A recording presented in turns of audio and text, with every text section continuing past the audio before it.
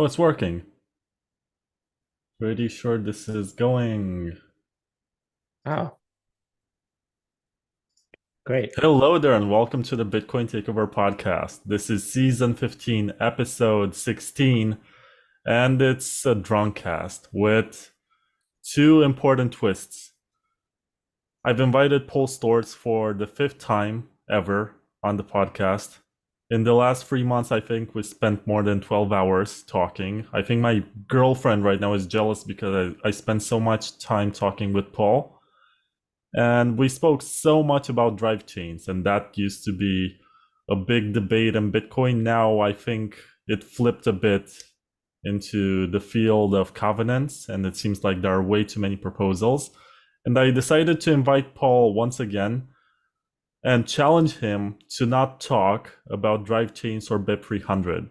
And the deal is that each time he mentions Drivechains or BIP300 while talking about other layer 2 solutions, he's gonna have to send me a Lightning transaction.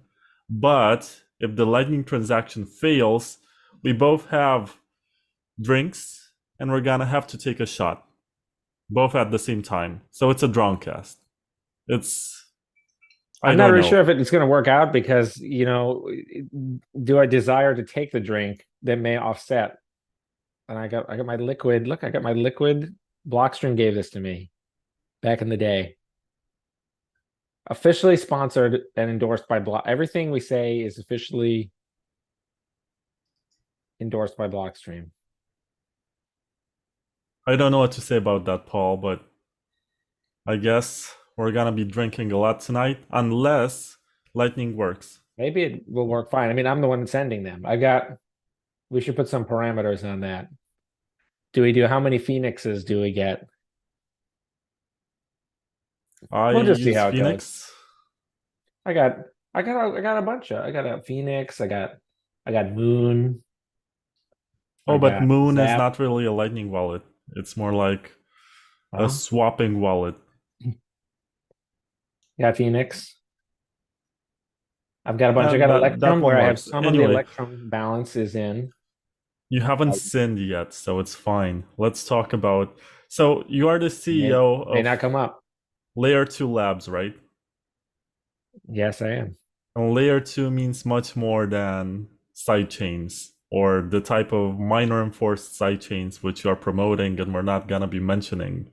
What is a layer two? A lot of internet debates have been had about that. A lot of time has been spent. Hey, did you ever see that movie? Catch Me If You Can, and he has the cashier's check, and he says it's as good as cash, and he gives it to the prostitute. Have you seen that movie? I feel like this is your kind of movie. Why? Because there's a There's prostitute? prostitutes in it. There's prostitutes. There's financial engineering. There's scammers. You haven't seen it? John Williams No, wrote the but score. It's not the greatest, most iconic John Williams score. now I realize that you don't have a good opinion of me. Yeah.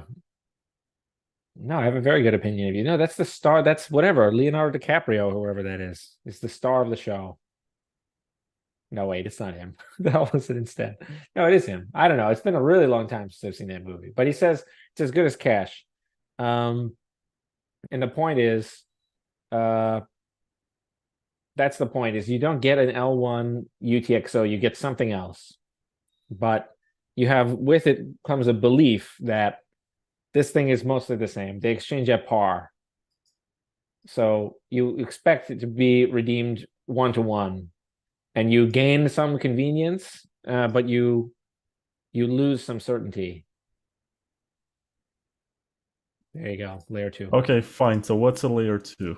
Can you be more That's what I specific? just said. I just said that. It's like you don't get L1 BTC, but you get something. You get a VTXO from ARC, and you get one Bitcoin and you get 10 Bitcoin, and they add up to 11, and you think, I got these two VTXOs. No one will be able to screw me from redeeming them for L1 BTC if I wish, and also I can transfer them to other people who believe similarly. And also the value cannot really increase above. It can't really go significantly below or above 11 BTC. So then you have something that it is, while it is not L1 BTC, it almost is. But right now, you're only constructing this definition based on the monetary layer. But you're not saying technically what the layer 2 is. Is it a sidechain? Is it something that's built on top, like the Lightning Network? Well, I don't think it even has to be anything technical. Like it could be that you have put coins onto like an open dime, and then or even you've just written something on a piece of paper almost. I'm not sure like where the boundary is, but if you have some reason to believe, okay, I now have taken possession of this open dime that has 15 BTC on it, I could give it to someone else, and they will understand that this thing is fit, or like what they used to the Caucasus coins. You remember those? You mean Caucasus? I don't remember what the letters were, but You said that sounds Caucasus. like the Caucasian coins. Yeah, he made No, it's one Caucasus. for each race. Like the three rings of power, the elven rings. So yes, whatever those were. You get one and you kind of think, okay, the creator of all these coins, he may have peeked at the private key and he may have stolen all the Bitcoin, but no one else has had that problem with whatever Caspian Sea coins. I don't remember what it was, how it was spelled. I just remember Casacius. Yeah, thank you. And Mike so Caldwell, the creator of BIP 32, I think. No, 38. Sorry, BIP 38. 38. Yeah. That's the one where you can encrypt the private key with like two. You split it into like two things so that the manufacturer only has like half of it, right? I think, and then you have a part so that they can't easily conspire when you make like these things. Like, hey, I have something with that. The ballet. Yeah, the ballet cards, and I have the layer 2 labs ones. How about that? Not talking about the forbidden thing, but no, I have them. Yeah, BIP 38. There it is. Look at that. We didn't plan this. I just happen to have one near my desk. You can't see it, but it says BIP 38 crypto standard. If you go to the right conference, you're gonna get a free belly, I think. Right. They have this sort of marketing going on. I don't know exactly Bobby who Lee's a cool actually guy. uses it. Yeah, that's good. They're kind of a cool novelty. Definitely have like normie friends who don't really know a lot about Bitcoin. But they like the cards. They're like, oh, cool. They all wanted to have to pass them around and look at them. So for what that's worth. So Sean Leary, who is a rare Pepe scientist, wants to know when Caucasian coin launch. Yeah. I mean, I feel like we should have gotten that one out of the way a long time ago. Anyway, we got sidetracked. Yeah, What's a layer 2, Paul? Perfectly. Didn't I explain You it? described that. So this could like open sort of dimes be a are layer layer 2 in a twos. way. I mean, open dime could be in layer 2. It depends on the person's, whether or not there's this group of people who actually has the belief that the thing is redeemable. So for open dime, there's a set of there's hardware stack, and there's with whatever Caspian coin, there's like a brand, and there's like this idea behind it that the creator is just this type of person who would not, they're a Bitcoiner, and a lot of people, no one has ever complained, and they're just they have the foil sticker, and they're kind of neat.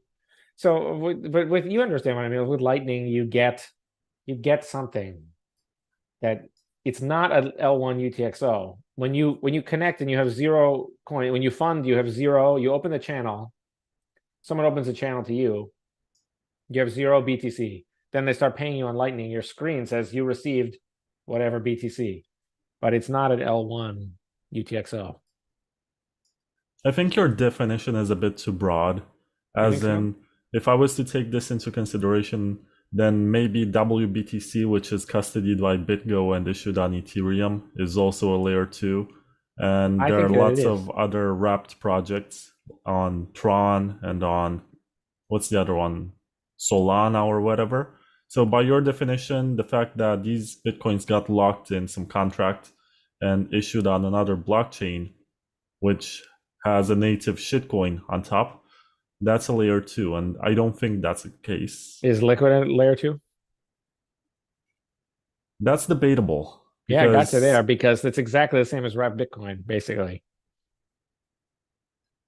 yeah, but they're gonna say, yeah, but it doesn't have a native shitcoin of its But it own. And has, they've been trying to, only because they haven't succeeded, they've been trying to issue gaming tokens and whatever on Liquid the whole time with confidential assets oh, yeah, but and that's not whatever. native. That's what I mean. Because I can also issue whatever, Vlad coin on Liquid, but it doesn't mean that it's used for paying for transaction fees, you know? That's true. In wrapped Bitcoin, you pay the fee in ETH, but you move the BTC. You move the BTC instrument. I mean, I suppose that seems like a pretty small difference.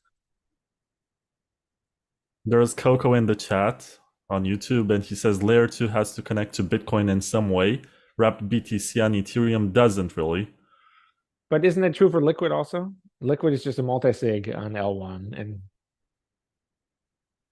wrapped BTC is just a multi-sig custodian of the BTC. What's the difference there? Well, there's more trust involved in WBTC because you have to trust BitGo and you have to trust also the blockchain that's transacting it. But that's true for Liquid though, right? Don't you? You have to trust the Liquid blockchain doesn't just malfunction and Yeah, destroy but it's a itself. federation, it's not one entity. The heck, it's for wrapped BTC. It's it's like just like a multi-sig in both cases. I mean, at the Bitcoin base layer, you can argue that it's a multi-sig, but what happens afterwards, I think there are layers, no pun intended, to the No, for Liquid, quality. the block construction is also a multi-sig. Whereas at least with wrapped BTC, you actually have the Ethereum blockchain. How is that any better? I don't really. I think they're both pretty bad. So I don't. But I think that you have the progress of the forward progress of the Ethereum proof of stake chain, which I'm not trying to say that that's great, but and then in for Liquid, there's like this rounds of communication is like the blocks are constructed by a set of people. Okay, let's say You have like a that very confused look on your face. we can agree that Liquid is not a layer 2. It's more like layer 1.5 or something. But I mean, what I kind about of think Rootstock? if there's if there's a BTC redeemable instrument, then that thing is layer 2, I kind of think. Maybe what you are trying to say is like, is it still something that has its own independent existence the whole time? I don't know. Doesn't seem to be important to me. Like the people who are using these things, like wrapped BTC has like 150,000 BTC in it. And even the entire Lightning Network has only less than 5,000, and Liquid has less than 4,000. So wrapped BTC is an actual thing, whereas I would say that Liquid is not really. Liquid and Lightning Network they're barely things. They are one like 2/10,000ths or what a very small percent of the 19.5 million coins that are circulating. So wrapped BTC, there's that you have to be, I don't know, you have to even qualify as something, you have to be a certain size. I understand what you're trying to do here, playing the devil's advocate, but I disagree Because Okay, this what's your layer two TVL then? argument does not imply necessarily that there's greater finality with transactions or better network security.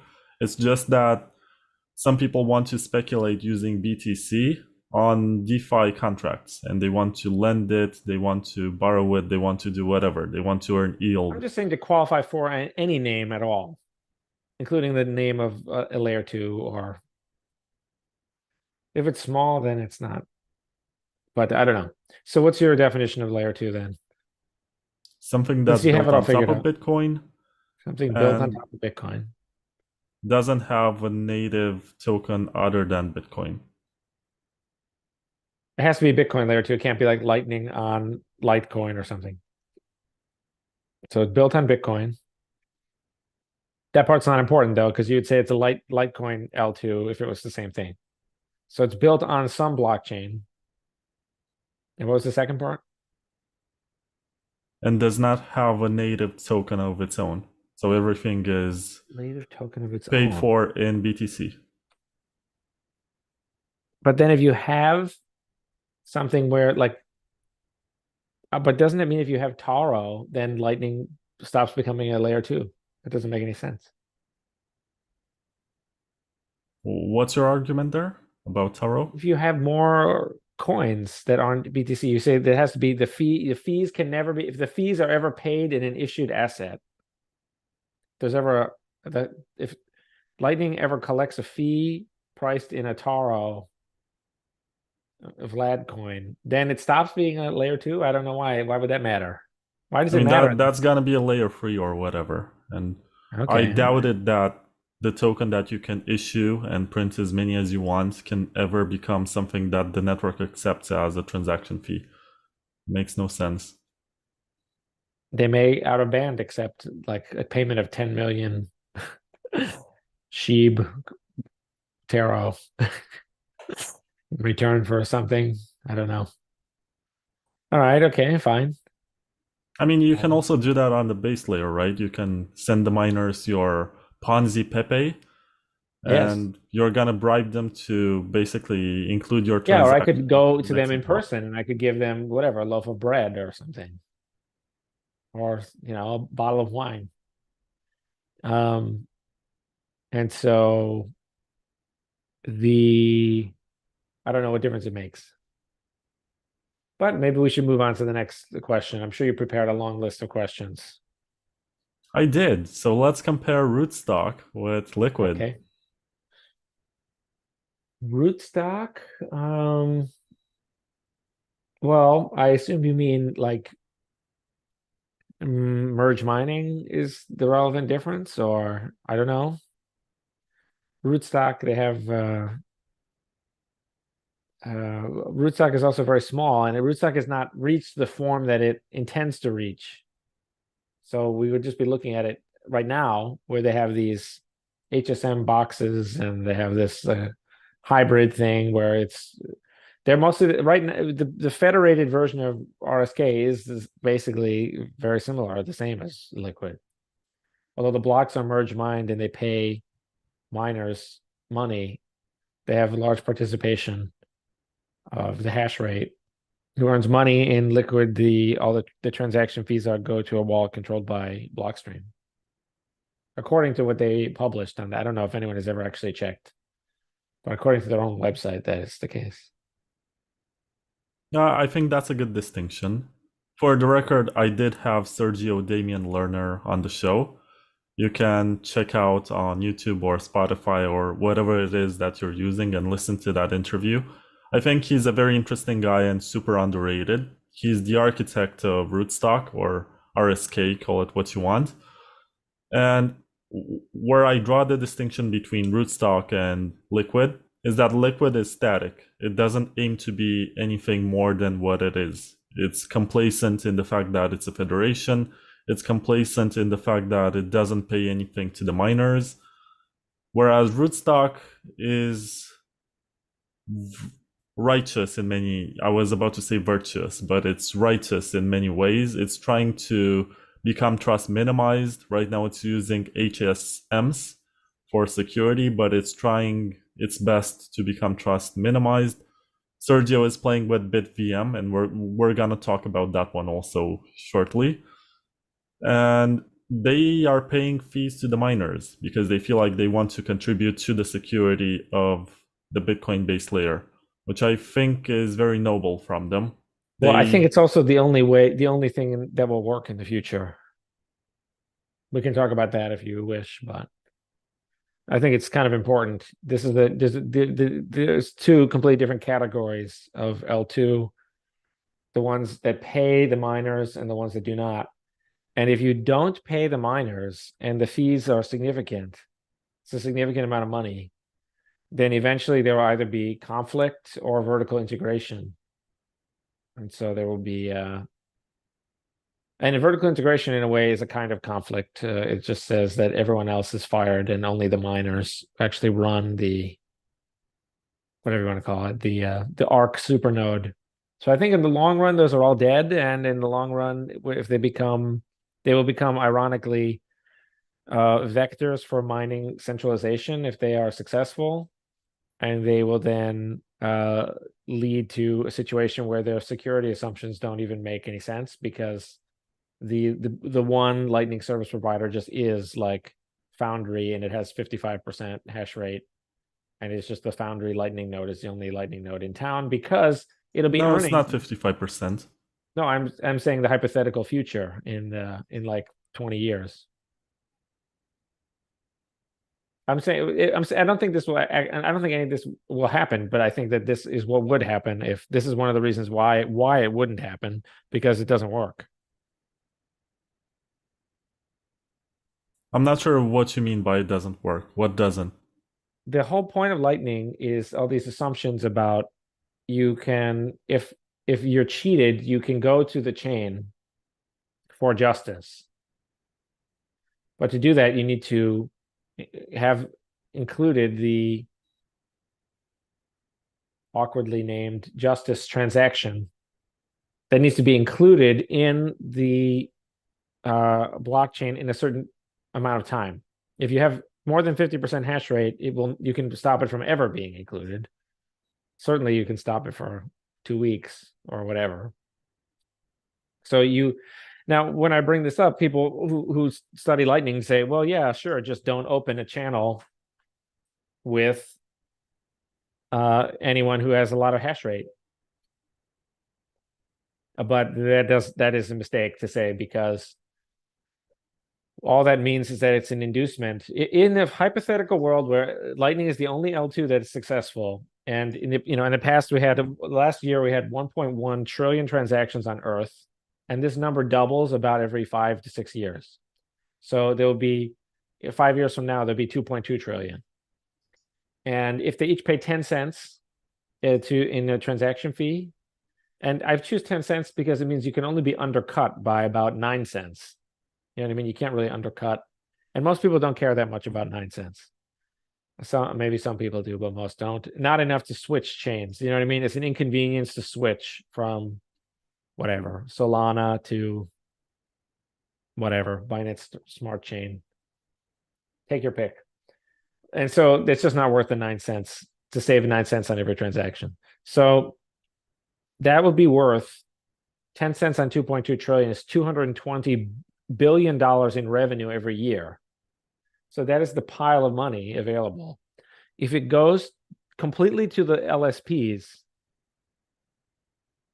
but not to the L1 miners, this will lead to either conflict or vertical integration. The miners will say, wait a minute, you're getting $222 billion with a B every year, and then it's going to, of course, it will be 440 billion in 5 years. So they'll just think, wait a minute, I don't like that. So they will basically start their own LSPs that only they support. But once they have the LSPs, it's pointless to actually use Lightning in that case. Because the justice transactions don't do anything. So that's why the ones that do not pay the fee to miners are doomed. All miners must get the fee. And if they don't, then the miners will take the fee via this vertical integration or conflict. So if it doesn't pay to the miners, I think it's just broken. Okay, before we move on to the next argument, I have to present tonight's sponsor, who is Wasabi Wallet. Check out the wallet, go to wasabiwallet.io. You can download it for free. You can use it for its privacy features, even if you don't Coinjoin. You have block filters, you have Tor on top of everything. So it's very secure as an interface. You also have a buy anything button, which basically is an interface for shopinbit.com. And you can tell them what you want, and you're gonna trigger a command line which interacts with their concierge service. You can order stuff using the Wasabi Wallet interface, and you can also use some of the largest coin joins you'll ever see, which have at least 150 inputs and 150 outputs. It's huge. If you want to get onto some layer 2, it's probably a good idea to coin join before that.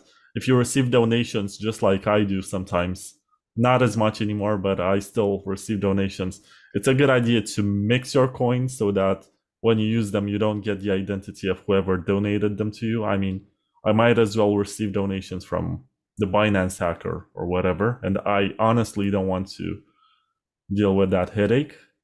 So check out Wasabi Wallet. It's pretty cool. It uses very nice privacy technology, wasabiwallet.io. Thank you guys for sponsoring.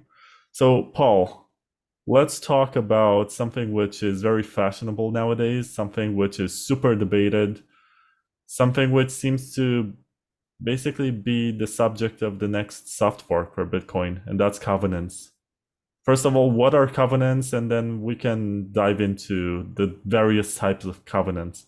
Well, yeah, the detail of a covenant is that it is a special transit transaction where when you receive money, you say, lock this money to script controlled by me. You say that I'm just talking normally, pre-covenant. You say for normal Bitcoin transaction on chain, you say, someone says, I'll give you some Bitcoin. You say, okay, you make a receiving address, make a little QR code, and it's locked to a thing that says, if I can produce a signature that signs for this public key, then the funds are unlocked. That's how it normally works. The covenant says, I will constrain myself when I send money, the money that I put into this, the money I receive to this address, the money I put into my wallet, I can only spend it a certain way. That is in a nutshell what it is. That's the short version. So it says, for example, you could say something like, I will take this money and I will only give it to whatever, Vlad, Wasabi Wallet, and IVPN. I don't know how much I'm going to give them, but I have to give, this is a hypothetical example. You say, I have to give it to them and a little bit for the fee. So I have to give it to these three, and I can only send it there. So it was originally one joke name that it was called many years ago was the checks in the mail, or check the mail, I think even was part of it at some point. So there was, it's like you haven't received the money. So, you haven't received the money yet, but you will. For Jeremy's thing, the idea was that you would actually denote the exact transaction itself. So you'd say something like, I will pay these 5 people this exact amount. I will pay exactly this, just not yet. First, I'll pay to the hash of that transaction ID. Maybe because the fees are really unusually high today. So instead of paying to this big list, you pay only to a tiny hash. And so then you do that. And then that transaction can only be spent further to give the L. So it's kind of like that is already kind of like an L2, because you know that you, with very likelihood, as soon as this transaction is included in a block, at some point, you will get whatever it is, 5 BTC. It's pre-specified. Okay, you are very specific, and your explanation was basically for insiders who already know about this stuff. Jeremy's thing is OpCTV. Check template verify. Is that what it Well, stands what I for? meant was his original motivation, like the congestion control. That was like one of his original use cases, and then vaults were also one. Vaults are big. I think vaults are very important. Jameson Lob maintains this database of people who have had like violent criminals break into their house and like just take their Bitcoin basically. And but the vaults are set up so that you take your own money and you say, I put a spell on this money where only 1% of it can be removed each month or something. Unless if you want to withdraw all of it, it goes to this holding location, and then like it waits there for like 10 days, and then it either goes to the new destination, or with a second key, a second different private key, you can move it back to the vault. So it's kind of like if you do anything with a lot of money, the bank will call you and start asking you all kinds of questions like, what's this money for? Are you being held at gunpoint? Should we call the police? Stuff like that. So you intentionally you intentionally constrain where the money can go for your own benefit. This has a big game theoretic implication because of something called mechanism design. But it's like you can constrain how, if you want to join at all the scheme, it's set up in a very constrained way. So then you have a lot of flexibility in the design. I don't know. I hope this makes some sense to someone. Is this terrible? Is this really a terrible explanation? Covenants mean that when you spend the money that you have in the covenant, it has to be spent a certain way. You have to behave. You're putting yourself, on notice. You have to have good behavior, or the money will be whatever. It can only be spent a certain way. But the constraint is good. It's like a contract on yourself. Yeah, but why do people promote covenants for Well, they purposes don't know which, any better. They just repeat what they hear on Twitter. They have no idea. They saw it's a trending topic. They just make up some fake opinion about it. I mean, I haven't even finished my question, but I guess you assumed I was gonna say something just like, I remember when Taproot got activated that people were super excited saying, oh, Bitcoin finally has smart contracts, Yeah, and oh, exactly. we have Schnorr signatures now. Yeah, exactly. Anyway, some people promote covenants for the purpose of saying that we're gonna scale better, and it's gonna help the Lightning Network, and it's gonna help stuff like BitVM do more complex operations. And what It else? certainly helps Arc. Arc basically cannot. It exists in a very, very hacky form without. Actually, I think Moonsettler posted about that. It can't exist at all without CTV or something like it. CTV is, of course, not.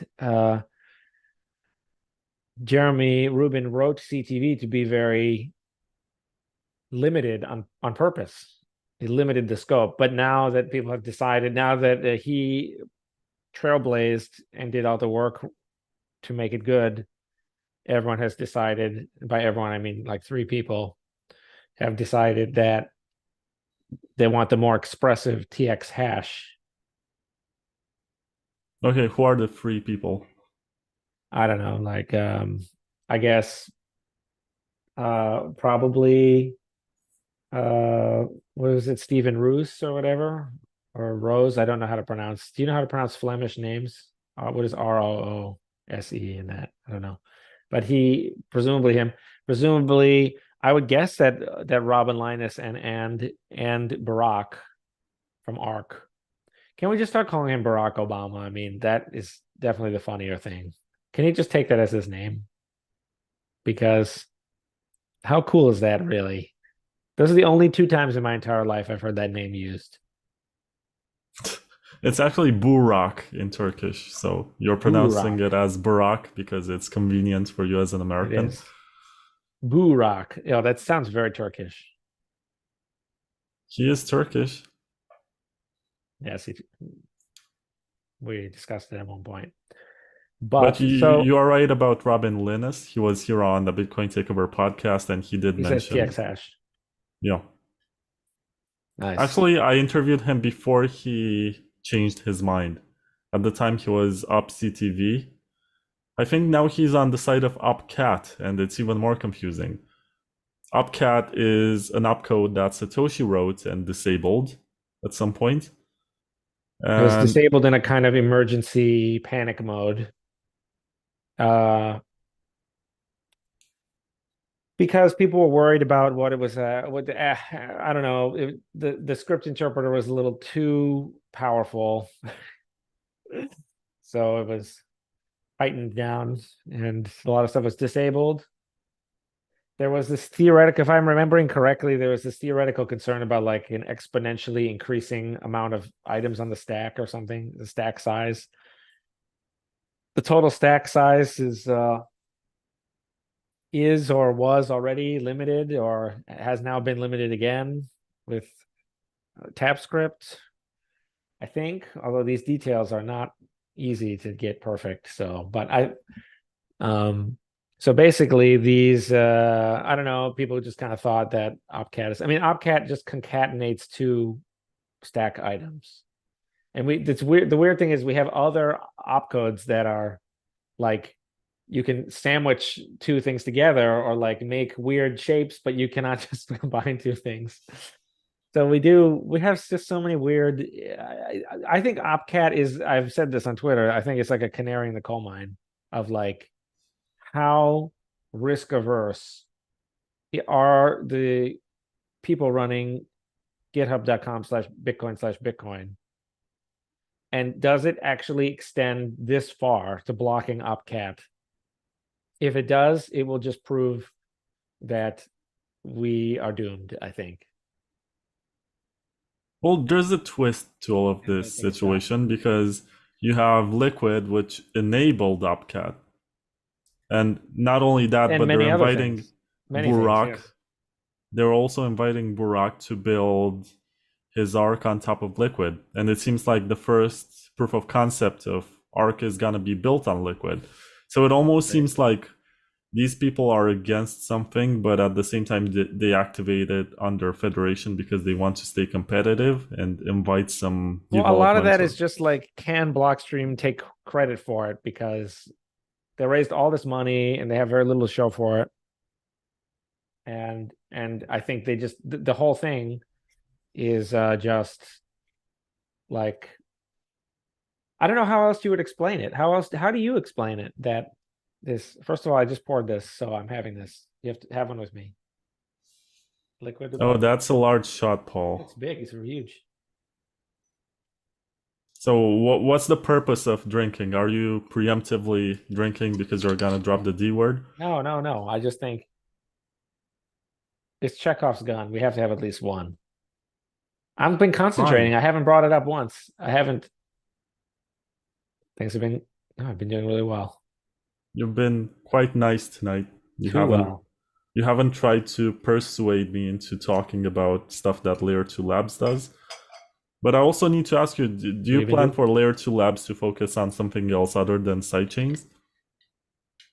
I think the answer is yes, but not in the short term. Anyway, if you're gonna have the drink, let's say cheers. Oh, that's a I really made a small. Look how sound for the small. microphone, so people listening on Spotify later can also get a feel of what we're doing, get the ASMR. I'm drinking vodka, by the way. I'm not sure what you're having. It's vodka. I got my chaser, because I just like a nice cold glass of water. You gotta have. Can't beat that. What were we talking about? TX hash? TX Layer 2 hash. Labs? I think, okay, but I just told you moments ago that I perceive an enormous problem with any layer 2 that does not pass the fees down to the miner. So I think most of the ones that are currently popular, which was just to say, like a tiny amount of Bitcoin, like less than 5,000 Bitcoin, those are all just seem doomed to me. So I'm not interested in those. There are other types of things that do interest me. For example, the idea of there being physical layer two, like the open dime layer two. I don't endorse open dime specifically. I'm just saying as an idea of just You should printed be endorsing physical. Dime because this is open source. Yes, And they're I sponsoring the should. show, by the way. Check Okay, out good. their cards. So it's a real, yeah. So it's none of that, whatever source code available or whatever the F that means. No, it's open source, but they use the smart card technology, which is not 100% observable. But at the same time, it's pretty Yeah, cool. You can put your Pepes on it, you I can think put your that's good Bitcoin though, on it, because and then I you can mean, gift it to someone physically, and you bypass the high fees on the main chain. So I check will out get one. I will get that. sadodime.io, I will get one of those. sadochip.io, and then See, you the go for the challenge is Sadodime. if it's you have the card and it's not transparent, but it's like if you want it to be transparent and you say, okay, we'll add a screen, and then you're like, we'll add a keyboard, and then eventually you just end up with like a whole laptop, and you're just kind of like, okay, we'll add an operating system. It's like, you know what I mean? Like where, so I kind of think it's a smart thing to just I think this one has sacrifice. NFC, so you can tap it on the The back of your tap is phone. so great. Like, the NFC is great. And, you can buy a bunch of blank cards and experiment with this. I didn't know this. Every phone can program the cards. You can go on Amazon, like $1 blank cards, and you can have like, there's like little apps that you can just edit them. And, presumably this is related to what Satochip has done. But I'm just saying that the tap thing is great because the tap is a very good, like, it's a very good way of paying for something because it kind of represents consent. It's not ambiguous. Like, you don't just take out your wallet and start like tapping on things. And so it's fast and it's convenient and it's very good. I think that's a very good on the frontier of possibilities. I think that is a winning. It's a winning one. I think we're sort of losing this battle, and I'm changing the topic a bit, but we used to say, oh no, these cards are for bankers, we're gonna scan QR codes, and now it seems like QR codes are associated with green passes from the COVID era, so Yeah, they're not so Venmo cool or like anymore. WeChat Pay or something. Yeah, it could be. I Maybe think right. Bitcoin did that before it was cool, and It did. then it no longer became cool, and now we ended up co-opting this tapping mechanism with NFC technology. I think it's fine either way. I honestly just think the tapping is better. I mean, when you think about it, you have to take out your phone, and your phone is trying to distract you all the time, which is so annoying. The phone, it's like whatever, the ring of power or something, it's like it's trying to brainwash you all the time. You got to like not look at it. And then you got to take it out, you got to click, open it, do your thing to unlock it, find the app, do the thing. Okay, wait for the camera to activate because it always takes like a little second to power up. And then you got to hold it over the QR. When instead you could just take it out and tap. It's way better, I think. This is just my thought. Yeah, I think tapping is against the spirit of don't trust, verify, because you're not seeing where the payment is going. You're not seeing how much of it you're paying. You're relying on the counterparty to be honest with you with everything. And then maybe you get a That's true. receipt. And by the time you get the receipt, it's already too late. You could preload the card. You could say like the card is only allowed to spend $20. You put $20 worth of Bitcoin on the card, and then or whatever, you tap it or something, and I don't know. I think you're right, but like I think the problem is, okay, this is what I say. You end up building a laptop because you say, okay, we'll put a screen in and we'll say the hardware device will show me how much money is being paid. And then you're like, okay, it'll show me the signature. And you're like, okay, I'll have a signature checking thing in here. We'll have Sparrow Wallet running on this thing, and then No, eventually it no, just becomes a Wasabi, not laptop. Sparrow. Okay, great. Wasabi, I don't know. I've never used Wasabi, but I've heard they care about privacy. Why does Samurai and Wasabi, why do they hate each other? Actually, Wasabi doesn't hate Samurai. It's Samurai that uses this marketing. They realize that they get a lot more engagement if they attack their competition. So it's like this. It's a pretty zero-sum game where Yeah. they're trying to one-up each other. But I think that to Samurai's credit, they actually helped Wasabi improve. They provided some useful feedback just by attacking it constantly, and they actually got better. But in the case of Samurai, they are They were lazy. also attacked. Yeah. So whenever someone points out to their flaws, they're like, no, it's not true. No, it doesn't work like that. You're an idiot. Blah, blah, blah.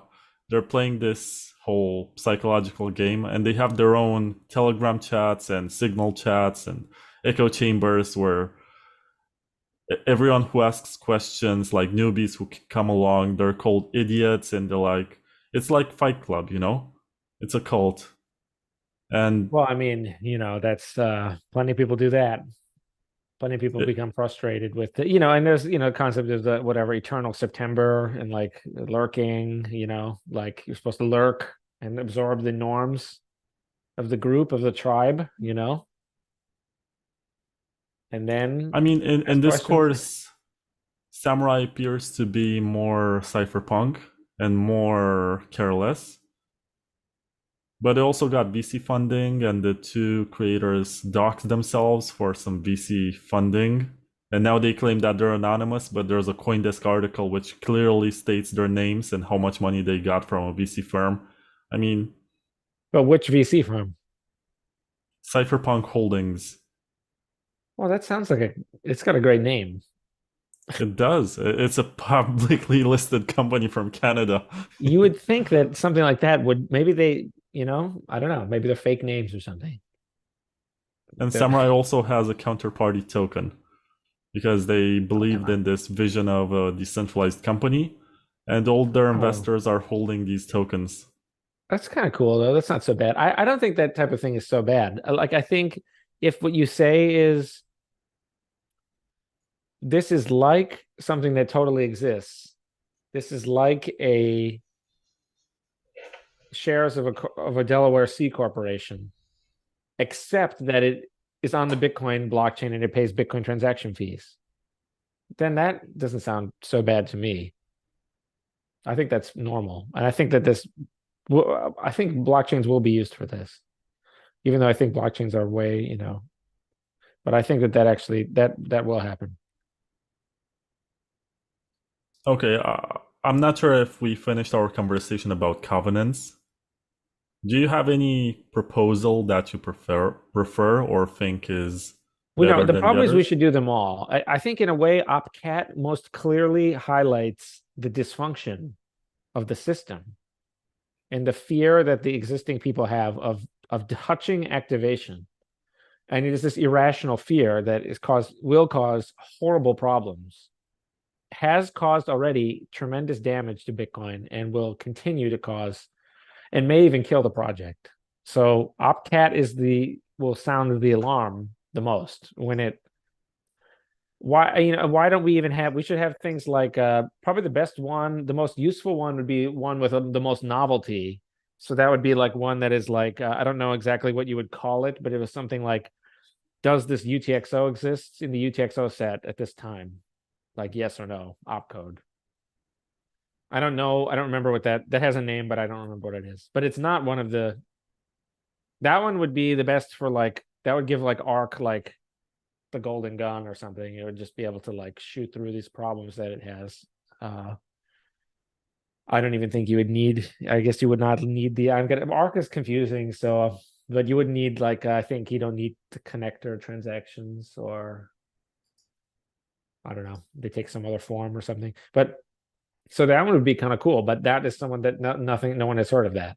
CTV has been one that has been like, actually people have tried to activate it, so it has the highest activation energy going in to it, and in that way it's sort of like first in line, and in that way it's better.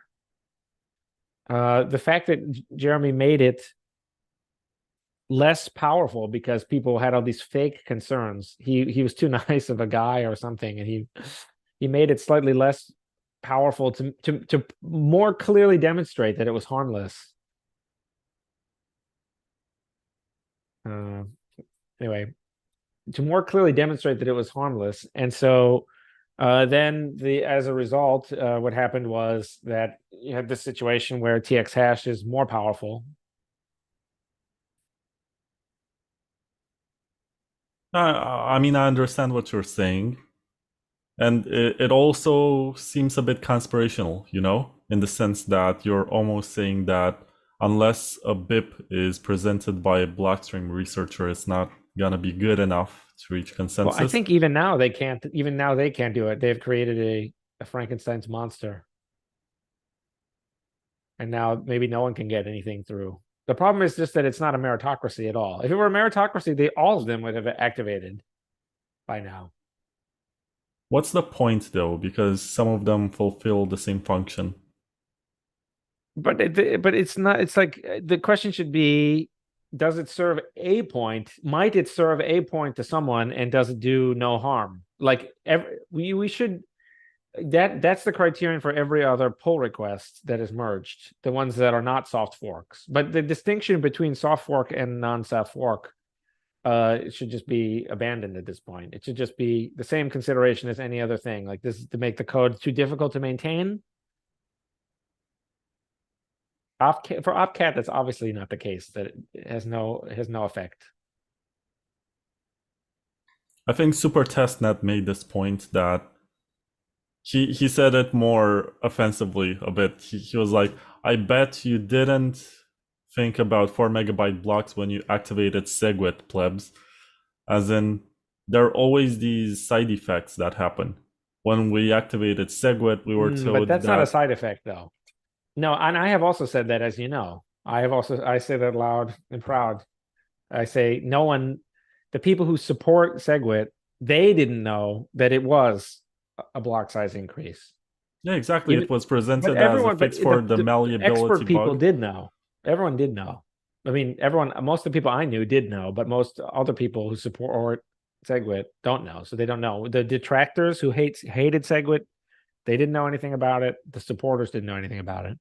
But that was not a side effect. I mean, I guess the plebs didn't. So if he's talking about the plebs, he's right, I suppose. I'm not sure exactly what he means by that.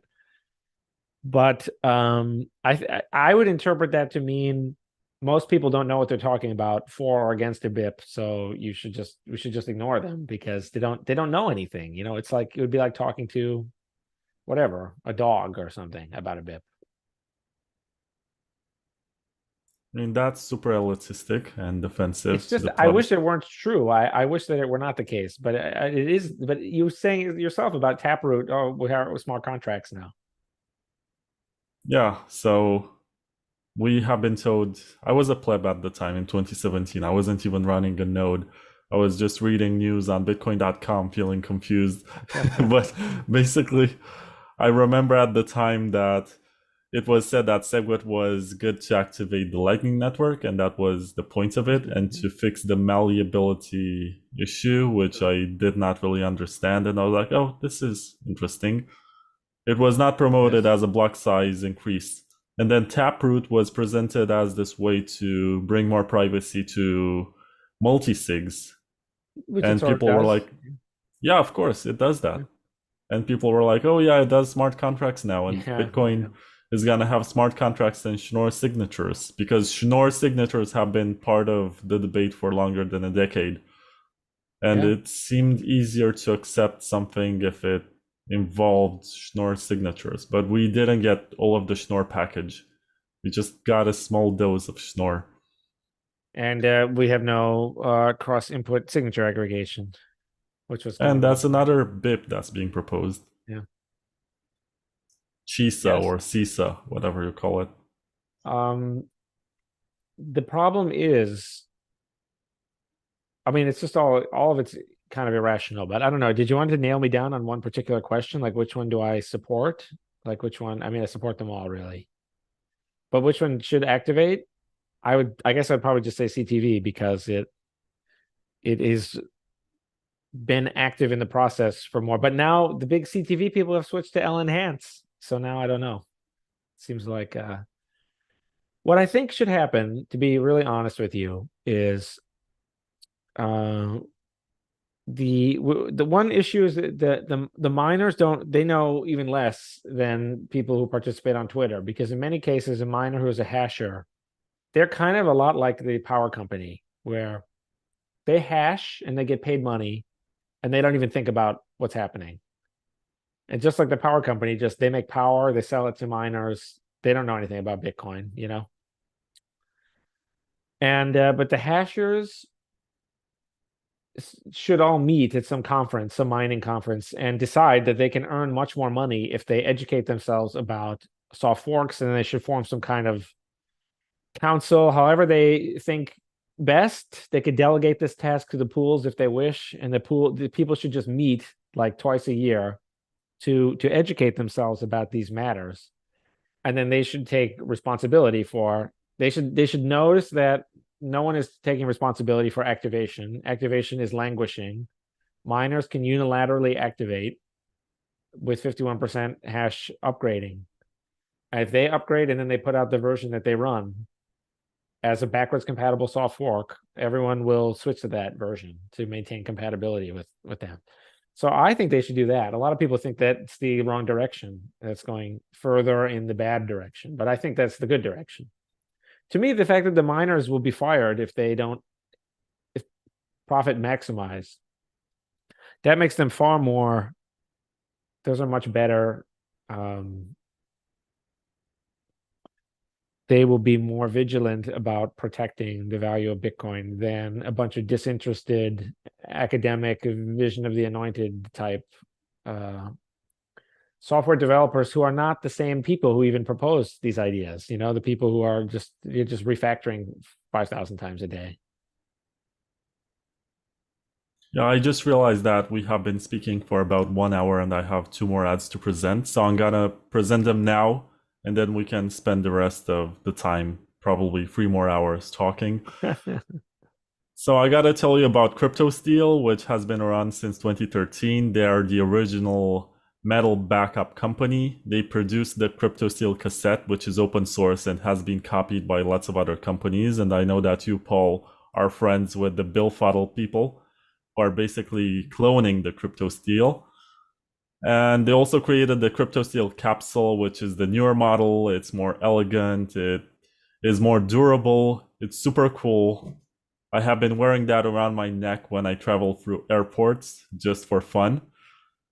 And you can get both of these devices from cryptosteel.com and get a 10% discount by using promo code BTCTKVR. Why should you wear these? Why should you use these at all? Because paper is not really secure and it can get torn. Your maid or whatever, wife or whoever cleans your room, your mom, because obviously you're living in mom's basement, might just throw away the piece of paper that's used to back up your keys, and that's a bad idea. So if you have this device, nobody's gonna try to throw it away in the first place. And if you want to hide it, you can do your own pirate map. You can bury it in the backyard. You can maybe put a hole in your wall and hide your CryptoSteel in there. There are lots of cool use cases, and you can use it for pretty much every password or private key that you have, including Nostr. So if you're using Nostr, get a CryptoSteel today. Promo code BTCTKVR, go to cryptosteel.com. And the other ad, Paul, and I'm very sorry that I keep you waiting for so long, is for IVPN, which has been ranked in a recent YouTube video by a privacy expert as a top 2 VPN service, which is on par with only Mullvad. And what's different between Mullvad and IVPN is that IVPN lets you pay with Lightning. And I know you don't like Lightning transactions, Paul, but if you're paying $5 a month for your VPN service, it's probably not a great idea to pay $3 for the transaction fee. And it's better to pay with Lightning if you can do that. And if you are not sold on IVPN, you can send an email to trial@ivpn.net and you tell them that you are sent by the Bitcoin Takeover podcast and you're going to receive a 30-day trial. You get a code, you activate that, and you can see how the service works. Basically, it doesn't require any sort of data from you, and you get this code that you activate every time. You can pay to extend the time that you can use it, or you can get a new code or whatever. It's super cool. It's private. It's all open source. All the stuff that I'm promoting in this podcast, Wasabi, CryptoSteel, Sato Chip, and Sato Dime, IVPN, it's all open source. And this podcast also gets published on Spotify and Apple Podcasts using Podcast Generator, which is also open source. So everything is pretty much open source, and in the spirit of Bitcoin, check them out, and thank you for listening. Thank you for not skipping my ads. So now, Paul, I gotta make this remark that you said earlier that Blockstream raised a lot of money, and they have to account for that by doing stuff which is mostly political. You also raised a lot of money with your company, and how are you gonna justify that? I have a business model that I think is great. But I think if you convert what they raised into BTC at the time that they raised it, it is like $20 billion or some huge amount of money. And they also have been existing for a really long time. And that is why I think they have the need to show that it wasn't all for naught. That's my guess. I think we have built a lot of stuff at Layer 2 Labs, and we've only been around for basically a year. And we have already built a lot of this stuff that can't be named in this episode. But it's really great. And if you go to releases.something.info, then you can try it yourself, which is really something. But we have done quite a bit. Obviously awareness is way up. The technology has improved a lot. I think a certain thing that cannot be named is very close to activation, and there's a certain argument to be made that it will activate before covenants, because the covenants people are ahead in some ways, but they are behind in understanding what it actually takes to activate, I think. I mean, I can partially agree with you, and I think what you did, and is very dangerous for Blockstream and for the way in which the history was written about Bitcoin, is that you lifted the veil. You destroyed the narrative. We have been told for such a long time that nodes are in control and miners are basically controlled by the nodes and they don't have any sort of agency. And you just came and said, no, miners can activate soft forks. And that's not a popular opinion to express, and you're gonna get put in the corner, and maybe you're not gonna get invited to some dinners with steaks. Exactly. You're not gonna go to conferences as a keynote speaker or whatever. They're not gonna make you a headliner. You're gonna be marginalized, and they're gonna laugh at you, I think. But it's a valid point that the miners can do that. Yeah, the previous view was an oversimplification based off of what would happen with SegWit 2x, which is a failed hard fork. It really has nothing to do with, ironically, the UASF, that was a successful soft fork that the miners participated in, and then it activated as soon as they participated. So the whole thing is honestly backwards. The soft fork, you need either the miners or the users can drag the miners. So you need one of the two. For a hard fork, you need both. You need the users, all the users to switch and all the miners to switch. So the fact that SegWit 2x proved that the miners couldn't hard fork Bitcoin, that has nothing to do with whether or not the miners can soft fork Bitcoin. If you break the longest valid chain rule, whatever. If you break that, you are the one who is now hard forking onto a new network. So if the miners can activate soft fork unilaterally, but it's true that Luke, Dash Jr., and Adam Back don't agree. But as far as I can tell, they're really the only ones that I would consider to be like Bitcoin experts who disagree. I don't know if other people are willing to join them other than, Twitter, random Twitter bots that are maybe like 14 or 15, which could all just be the same person. You never know. So I don't know. I would be interested to know if one person who told me in person at TabConf was Burak. He said that it would be the right thing to do is to just go to the miners for activate not of any BIP he was interested in, but in a forbidden one that we can't talk about. But he said it makes perfect sense, especially if that BIP is itself an agreement basically between users and miners. Then it makes even more sense because without their participation, they would not. Then it would be dead on arrival anyway. So it makes sense for them to initiate. But I don't know. I would be interested to see if we can find other people out there. We can ask people like we'll ask Ruben Thompson or someone like what he thinks about this issue of can miners unilaterally activate soft fork.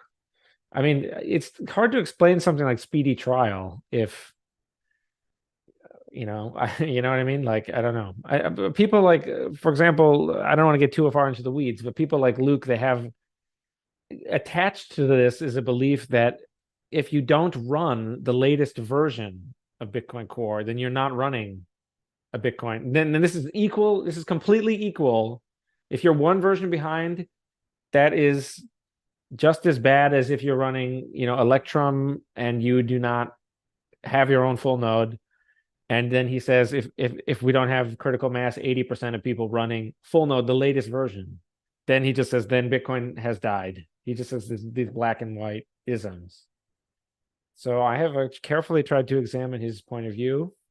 I think he's a very interesting guy. I think he is a Bitcoin expert indisputably, but I just don't understand what he's talking about with this. I have carefully traced the origins of the soft fork back through Bitcoin Talk and through old GitHub comments and other sources. And I presented it at this at MIT, and the slides are on my website. And so but I have researched this, and the whole point of the soft fork is that you cannot get everyone to upgrade. You only get, but if you get 51% hash rate to upgrade, then you never find, there's never a single block in the heaviest valid chain that breaks the new rules. That was the whole reason it was invented. So I don't know. I would love if someone can explain to me how any of that is mistaken. I'm all ears, but I doubt it.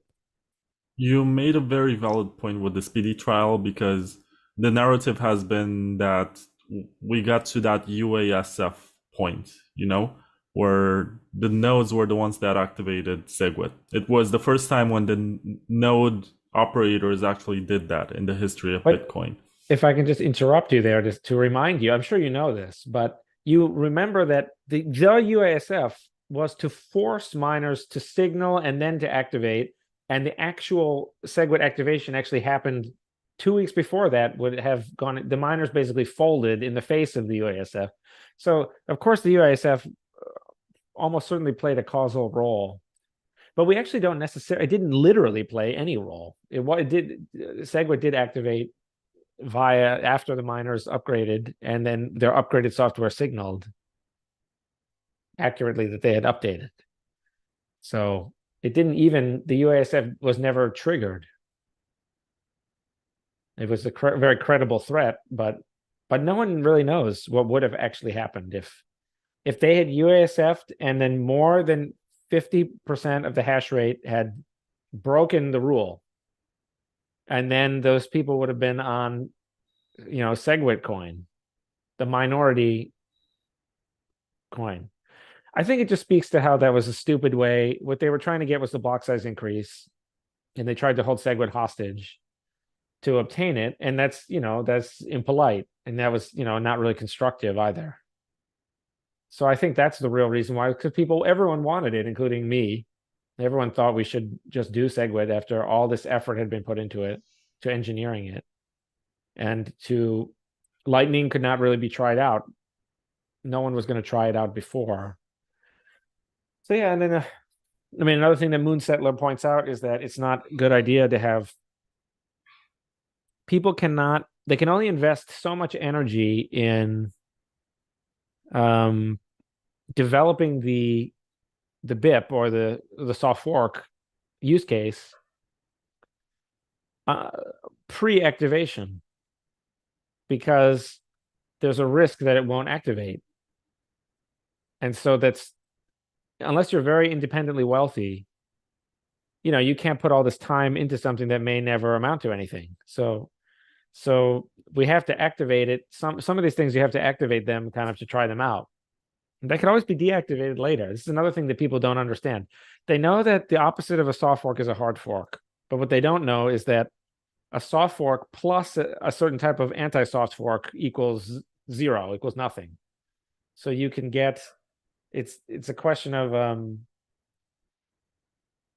you don't loosen the rule. Like if you claim opnop 6 for CTV, but then you don't like it, instead of loosening it back up to anyone can spend, you just tighten it to nobody can ever spend, and then it just goes away. So people just apparently Jimmy Song doesn't understand the difference between, he doesn't understand how that works, for example. Well, you can explain it, and he's gonna pick that up and maybe write a book about it. I mean, I thought I tried to explain it in September on Twitter. I thought I explained it multiple times. And also, there's a very funny panel. Jimmy moderated a panel with me and Jeremy Rubin on it called Soft Forks Panel at 2 Bitcoin Miamis ago. And I thought it was a really fun, it was a great panel, and I thought it was very educational.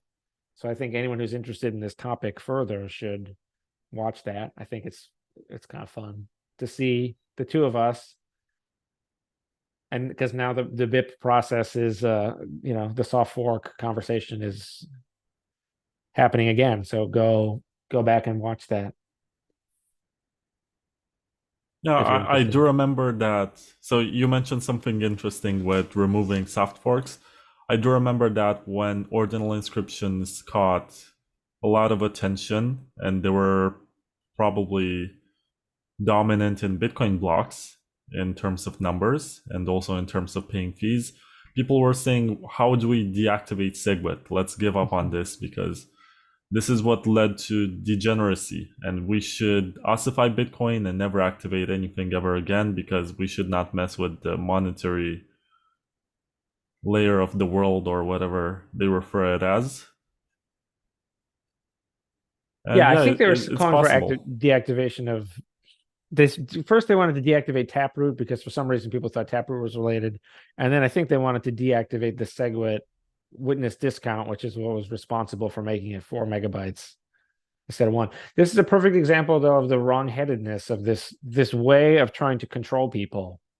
The right way to control people is to give them what they want in a way that does not allow them to obtain what they want. Give them a way of obtaining what they want. Set them on a path where they can get what they want without harming other people. If instead you try to just stop them from getting what they want, then they will just, they'll find some other way of getting it at your expense. So if we had high transaction throughput, and if we had other things, these people would never have been on L1. And if like no one would care, because either the people using it for payments or for block space storage or for assets, they would not be clogging L1, and it wouldn't even matter if they did clog L1, because the people who want their money to just stay on L1 and never move, they don't care what the fee is. They're never moving they're never moving their money. So it's only people who partially cared about the banking use case.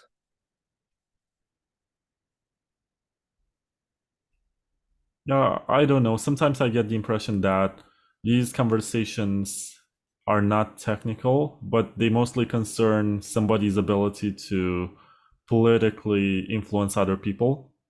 So it's about narratives. And once someone has been presenting a narrative and that narrative is being broken by a different way of using Bitcoin, Yes. it seems like they lose their minds and they say, no, we should discourage this at all costs. And what does that mean? Well, they're gonna call people names, they're gonna start blocking whoever disagrees with them, form echo chambers, and rally everyone against each other with these factions. And it makes me wonder sometimes because it's a slippery slope, you know? And it seems like what the guys from Ocean Mining have done lately is more than any government has ever done in terms of censoring Bitcoin transactions. And they're setting a pretty dangerous precedent because they're showing how it can be done with something with which maybe a majority of Bitcoin users can agree. But they're But not really, they're kind of really showing how futile it is in a way, because they've only found it's been 2 months and a half, or maybe even 2 months. I think the December 3rd was maybe like the official start day, and who knows how much. But they've only found 5 blocks or so, and this would have been 6 weeks at least ago. So that's 7,000 blocks into 5. So really, they just show that it doesn't work. The system works. It doesn't matter if you're the government or if you're former and or current or developer. yeah, so what's your agenda with Layer 2 Labs? You're just trying to push the stuff which you cannot name during this episode? Or are you also looking into rollups? Because I spoke with someone in Argentina and he told me that he regards sidechains as being obsolete and he thinks that zero knowledge rollups or sovereign rollups, as they're being introduced in Bitcoin, are much more interesting. Well, why sovereign rollups? Those are terrible, I think. Aren't those the terrible kind? Those are just nothing. Those are just basically inscriptions when they're used on. Those are Ethereum using Bitcoin's block space. Maybe I have. It's hard to keep all these names down, but I think the sovereign rollup is when basically Ethereum wants to do rolling up over there. They want to transact in ETH, and then they inscribe the rollup on BTC as the data availability layer, basically, and it's just a parking lot. So that's terrible for Bitcoin if someone thinks that. And why would that even be relevant to a question of Bitcoin sidechains? I don't know. It has nothing to do with that. Are you looking it Well, up right now? rollups are being presented as an alternative to sidechains. They are to some extent. The rollup requires the ZK prover to be added to L1, and it does nothing to solve data availability, which is the important thing. Whereas, so I don't know. If you think that also L1 can censor the ZK message, so it's really not that different. The adversarial case, either 51% is against you or it's not, and either you pay the fees to them, in which case they're happy to have every transaction go in, and they don't want anything censored, and they don't want anything to malfunction because they earn the fees. So either they earn the fees, or and in which case the miners are on the team of the everything functioning properly because they make money. So either you're doing that or you are not doing that, in which case you run into the problem I mentioned at the very beginning, where you have the big conflict between people earning the fees and the miners, leading to vertical integration. So I don't see a big difference. The big difference is that there's a lot of downsides in order to make the roll up something that always can be pulled down to L1. You have to do a lot of work on that, and then it means, like, for example, the validity rollups that I actually saw were like you could only get like a 4x throughput increase, whereas in contrast, sidechains is unlimited. Maybe if you switch from back and forth between UTXO and account, you can get more. but even then it would be finite. Whereas with sidechains, it is unbounded. So, and they also like the sidechains. You can just write them in whatever. You can write them in any programming language you want. You can write them with any. You have. I think there's currently too much disagreement over what to do, which gives an edge to the sidechains as well. Disagreement is good for you have competing people do their different thing. Yeah, let me turn my attention to the chat because I have been ignoring some people for too long, and Okay, let's there's unignore this them. guy Arbo who's getting annoyed. He's Ah. like, enough not talking about sidechain. Ask the questions, bro. He asked 2 questions before this. The first one was about mining that can steal from the stuff that cannot be named. Okay, but we can't name that stuff, so Explain in detail what would happen if miners decided not to bridge back the coins or steal them, even if it goes against their interest. are they referring to something in particular for that one? Are miners custodians of the Voldemort? That's his question. I say no. Because but I don't know. I think in a way, if they are, then they're custodian of everything. I mean, are they custodian of the Lightning Network? If you open a channel with them, if you have Lightning plus 51% coalition, and I'm Foundry and I have 75% hash rate, just hypothetical situation, and you open a Lightning channel to me, or just a Tier Nolan channel, whatever. I mean, let's say it's a Lightning channel. So let's say you're trying to route HTLC or whatever. I don't know. But the point is, in that scenario, I think you have just basically, you're giving me the money and you just kind of hope that I give it back. I can take it at any time. Do you agree or disagree? Go on. I'm trying to understand where you're going. I'm saying in this. that scenario, then if 75% hash rate is custodian of anything that's deposited in a Lightning layer 2. So they would be custodians of everything. Yeah. I don't think of mining though as having fixed identities. Like I don't think of the miners is like, I think of it as a process, is the mining process. Because there's no set of people that are permanently in, and anyone could have bad luck and never find a block again, and new people could have good luck and just find blocks with a pen and a piece of paper. Theoretically, it's implausible, but so who is in the set? Everyone and no one. So it's kind of like it's like I don't know, it's you would say there's something else where like scientists or the community of scientists like versus some percentage, like some named people. I think it's a very different thing, because or even what constitutes something like math. There's been types of proof, like when infinity was invented, people didn't believe in it. Mathematicians didn't believe in it for a while. And when imaginary numbers were invented, the mathematicians didn't believe in it for a while, but then now it's just, they ended up accepting the arguments for why those things are real. And negative, at one point they didn't believe in negative numbers because they thought it was ridiculous. You have 2 apples and you take away 8 apples. They say it doesn't make any sense.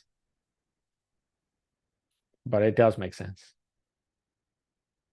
So what I'm trying to say is it's a decentralized process that finds the blocks, and it has it's from everyone and no one. It's like whatever, the agents in the Matrix. It's a bad analogy. Okay, I poured another one of these. This one is also pretty big, but it's not quite as big. Okay, ready? Yeah, the stuff that I have been drinking is hard. What do you mean hard? What does that mean? Like 60 degrees Celsius or something, 70 maybe.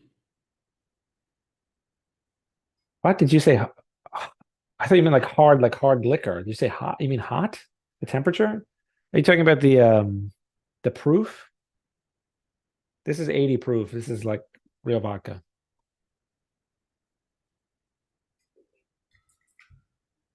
It's burning my throat. Anyway, let's move on to his other question. I hope Okay, he's great. still Did here. he I hope he liked what he got for that. No, I don't think so. Probably not. Well, He said, use sidechain instead of Voldemort to ask the same question. If miners decide to steal money from the sidechain, what would happen in detail? but it's not really about a decision. It's like, I mean, it is, I suppose it is, but it's like they, you either buy this economic setup or you don't. But with 7.2 million in being paid every day on Ethereum, that is a net present value of, like whatever, like $40 billion or whatever. It's like a huge amount of money. So you're going to lose that, this goose that lays the golden eggs. You're going to lose that if people don't feel comfortable transacting there. So You're that's saying like, that it's unlikely to happen, but this guy wants to know if it happens, what are the steps involved? first step is the miners hack together some software, which is very easy to do. They hack together software that assembles a transaction, but I mean, our software won't do it, but it's possible to do. That you make something that it will construct a withdrawal transaction that pays them all the coins in the BIP 300 script. So Wait. You said BIP 300. I know, but I thought we had to. I thought I was You allowed to have say to it for send a that. lightning payment now. I thought that since it was already in the question, it was okay. No, it was sidechains. Okay, I'm opening Okay, Phoenix. Phoenix. This is our Phoenix right now. We're gonna see. I bet it's not gonna work. We're gonna have to drink more because we pre the QR codes don't go over Zoom. We pre tried to do it. You have to turn the brightness way up and manually focus on the screen, and then even still, Zoom makes it into like a Rorschach ink blot. No, Okay, wait. I have my Phoenix open. Mine is still connecting to Tor. Oh, right. I had to close the app and open it once again to get another route. Now it's connected. I went to the receive section. Can you scan Are you this? Phoenix also? Let's see here. Okay, I'm scanning. I don't know. It doesn't look good, honestly, but I'm gonna hold it up. It's very close. Can you like do that thing where you focus the camera before? Like this? Wait, Uh, you can try oh now. wait, this better work. It looks to my eye, it looks okay, but it does look really weird. I think Zoom does something to it. I'll send you again a screenshot of what I see. So your phone is not scanning this? No, it's Zoom. Zoom. I think I'll show you on you can see it on you can show it to people. I'll send it to you on Telegram. It like makes this weird squiggle. Look, this is what I see. This is what I see on the screen and on my phone.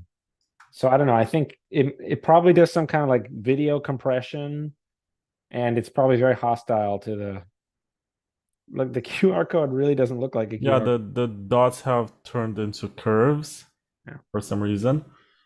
Let me try to turn off my filter, my Oh yeah. background. Maybe this Okay. is the one that's causing issues. So how do I do Okay. this? Choose virtual background. No, it's none. Now you're gonna have to scan this. Can you scan this, Paul? Okay, that looks better. Let me see. It looks a lot better, but it's still not working. I don't know. It looks really good for me. I don't. Why isn't that? Can we try again? After this, you're gonna have to explain to me why you hate lightning so much. I don't really like. It's not about hating. This looks much better, but it's still not working.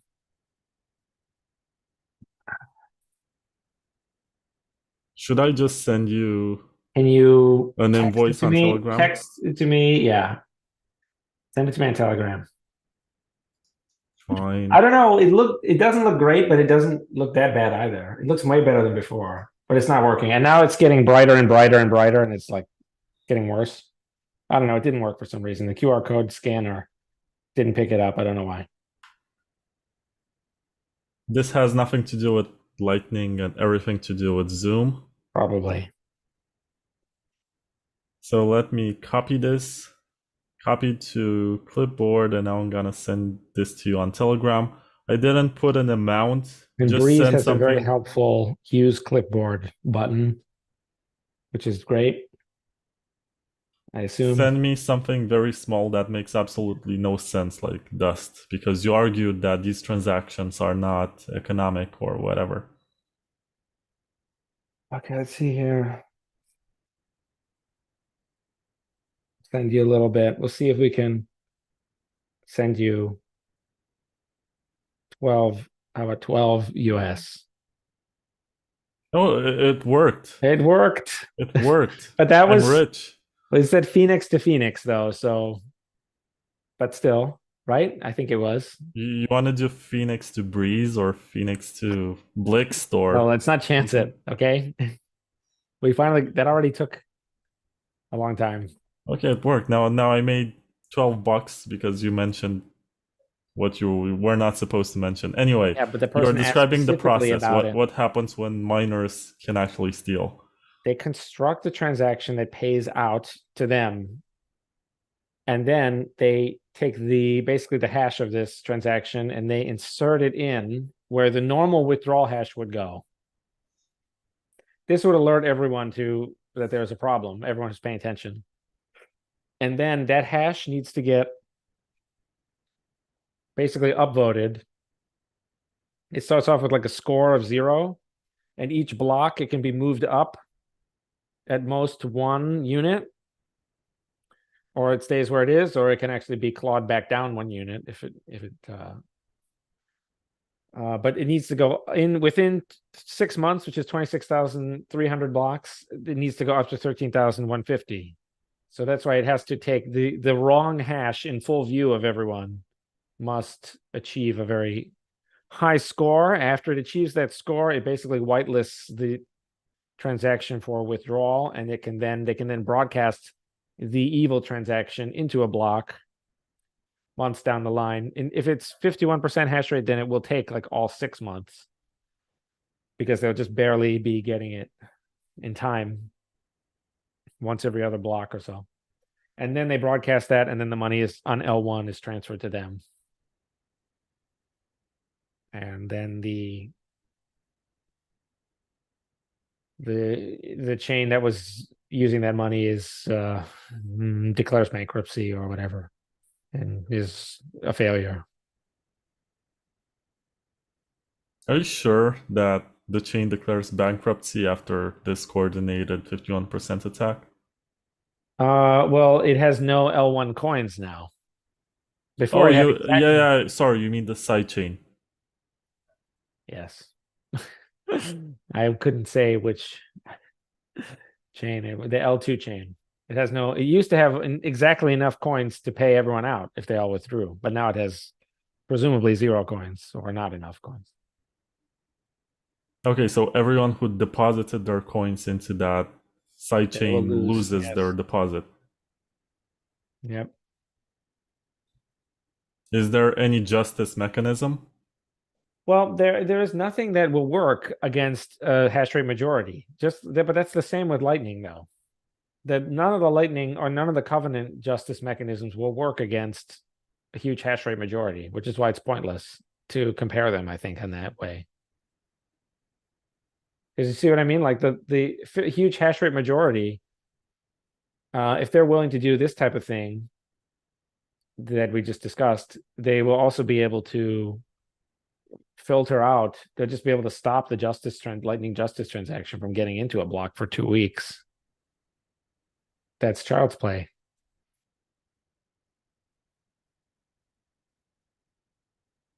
Okay, how likely is that to happen? I think all of those things are very unlikely to happen, but I try to point out that they're very similar to each other in that they are all Because the miners are, participants in Bitcoin. They want Bitcoin to succeed. It's much better to be in a situation where everyone is on the same team and everyone wants to succeed. That is better, actually, even than the cryptographic security, because cryptographic security might have like some kind of bug, and then people will lose funds. But if everyone wants it to keep working, then even if there's a bug, then they may not exploit the bug, because they say, wait a minute, if we exploit this bug, we'll lose the transaction fees. We'll lose what is the source of our wealth, which is not the number of coins on the chain at any given time, which can always be an arbitrarily small amount, but it is the total transaction fee throughput.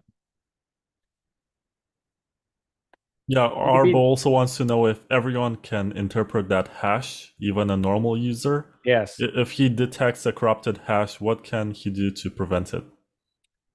The hash will be reported by the L2 chain. Every L2 chain is reporting the single honest hash because it is produced automatically. So everyone gets the same answer and everyone knows which one the real one is. So if one shows up just out of nowhere, everyone knows which one is the one. If you run a full node of the L2 chain, you will know what it is. Or even if you run an SPV node and only look at the headers, or any other clever techniques that the chain might do to get the word out there. And the hash updates very rarely. It only updates once every 3 to 6 months. So everyone knows the real hash is very, very easy to find. Every other hash is an evil hash that has been conjured out of, whatever it is, it does not correspond to the actual people who have requested to withdraw on the L2 chain. So every other hash is the wrong one. If you detect that it is a mistake, then obviously the first thing to do would be to make sure that some kind of misunderstanding hasn't taken place, because it could be a completely innocent mistake. But yeah, you would start to tell people about it. You'd say, this is the incorrect thing.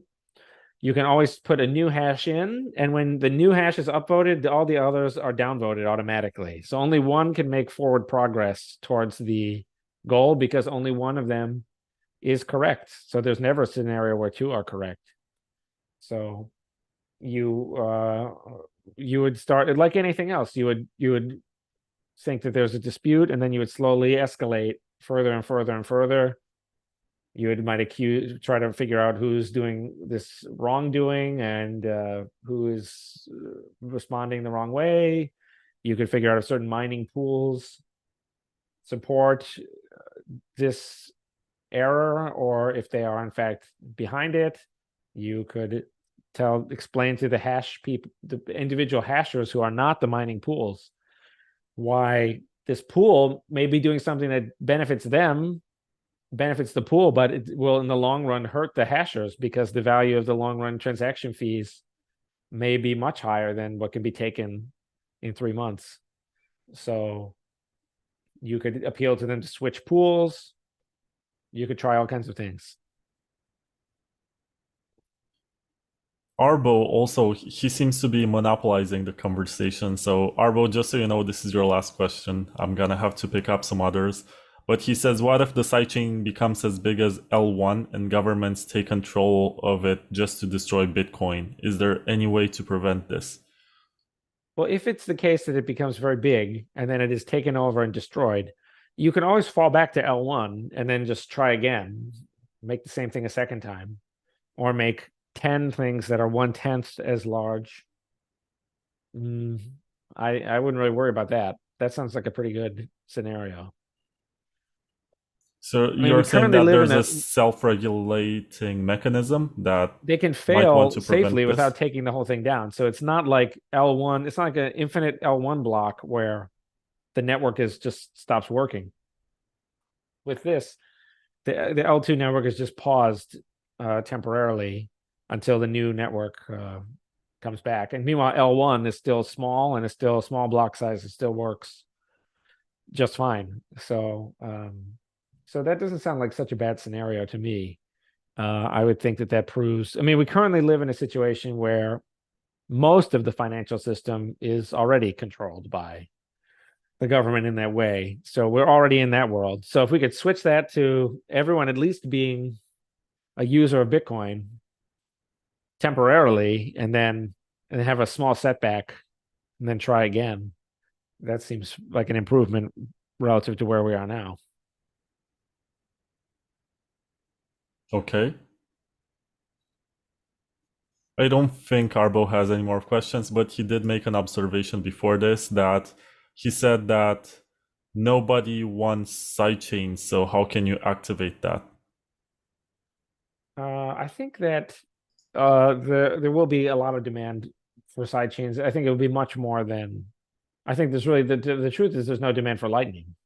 It's less than 5,000 coins, and there's 100, 150,000, 140,000 for wrapped BTC. So I don't see any evidence that I think it's actually just Lightning has the numbers are distorted upwards because of just the way the narrative played out. But the actual hard data supports the fact that people want to not only develop the sidechains but also use them. I mean, we have much more transaction fees are paid on Ethereum than on BTC, and USDT on Tron is like the number one payments chain or something. So people want to use different blockchain designs. That is indisputable. Whether or not they would prefer them, whether or not the right trade-off is sidechain of BTC, I don't know. But Lightning is a tiny amount of 0.0 whatever, 2.4 hundredths of a percent of which is nothing. Yeah, Arbo said I have more questions, but you told me if it had to be my last one. Well, I think most of these were addressed in our 5-hour live stream, which we did like 3 months ago. Do other people have questions? I feel bad for anyone else who may have a question. If there are no other questions, then you might as well let them keep asking questions. I don't know. There was Coco in the chat who was very active, but he was more reactive, not just active. He didn't really ask questions. He was completing some arguments like, yes, layer 2s that pay fees to the miners is the way to go. The layer 2 by definition has to connect to Bitcoin in some way, and wrap BTC on Ethereum doesn't really. He also remarked that you have longer hair now. I do, yeah. I need a haircut. Oh, you're fine. What else? Those cold winter months, you want like a little hat. Regarding Upcat, people should then tell us potential issues with it. It's literally just concatenating two values. It is harmless. And SegWit was presented as a block size increase. At the time, big blockers tried to push their ideas. He also talked about L-Enhance, that it has CTV in it too. Regarding SegWit again pushing it without the block size increase, which is technically possible, was seen as unthinkable because everyone's mind was on block size increases. I think it was a compromise. It was pitched as like we will get a 2.3x block size increase out of this. So I thought that, in fact, I remember people saying, why don't we have, because SegWit 2x, they wanted the 2x block size increase, but plenty of people said, rightly so, they said SegWit already is a 2x block size increase. At least it was based on prevailing patterns of transaction size. There would have been about 2.3-ish, assuming no inscriptions that are fit completely in the witness section, but it was pitched as a compromise, but plenty of people didn't know that. They thought something like SegWit makes the transactions smaller, and so you can fit more transaction. People still think of the witness discount as something that is justified on merit. Whereas really it is not really so. It is like depends on who you ask, but it's the same number of bytes. 4 megabytes worth of bytes can go across the wire, but they only get charged as much as what 1 megabyte of a different type of data would get charged. So it does not make the transactions smaller or more efficient. But this is a very widespread view that many people had. I can't believe that we did Phoenix to Phoenix, but I can't believe that it worked immediately on the first try. I really thought it probably wouldn't work. But there you go. Phoenix. Sponsored by Phoenix next week. Unlikely, but I'm happy it went through. Anyway, we also got some comments on X, and they were super positive. X is the former Twitter, by the way. And Stephanie So said, loving the clarity and honesty of this conversation. And nice. Also, she seemed to agree with some points and said 100% a couple of times. And Coco also remarked that unfortunately, many people still suffer from the PTSD from the block size.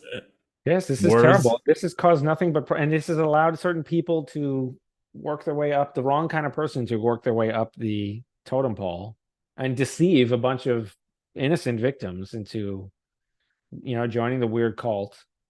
But really, it's just bad for Bitcoin to have this weird relationship. I mean, of course, being suspicious and paranoid, that's well enough. I mean, I understand that. That's great. You get an A+ if you're doing like cryptography and something like this, and you want to be suspicious and paranoid. That's great. But it just doesn't really make any sense. Like, you know what I mean? Like, and this is why I think OpCat can help, because OpCat, it was in the original Bitcoin. It was kind of hastily disabled. It does something that regular people can understand, putting two things together on the stack. And we already have stack things that are way more complicated and weird versions of that. So it would just show that it is not the proposal itself. It is just this weird baggage of the soft fork. I think that would help. And the fact that miners can activate a soft fork unilaterally, that is what proves that how harmless it is. Because the soft fork can activate and your node won't even notice. The fact that you won't notice, that is what proves that it is being done the right way. Do you know what I mean? Like, you don't notice the activation, but you can notice the side effects of the activation. But think about if the soft fork is coded the right way, and it's like, if it's like the way most soft forks had in the past, like we're reusing the unused, Satoshi added those 10 op-nops specifically so that they could be used later. That is exactly why he put them there. So you take a blank op-nop 6 or op-nop 5 or whatever, and for old nodes, it always makes it through the script interpreter. But for new nodes, it sometimes fails the script interpreter. For new nodes and 51% hash rate. Now you will only notice the side effects of the soft fork if you deliberately go out to use this, what to you is an unused op-nop that is supposed to be used to deploy future features. You suddenly use op-nop 6 in your transaction without looking around to see that plenty of other people and plus 51% of the hash rate is using it for something else. If you do that and you use it in a way that breaks their rules, then the transaction will be invalid. But even then, nothing really bad is happening. Your transaction's invalid. You still have all of your money.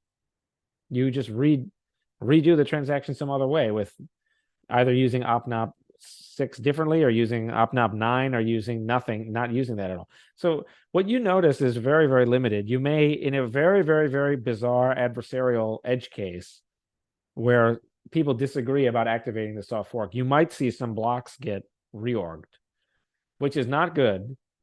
However,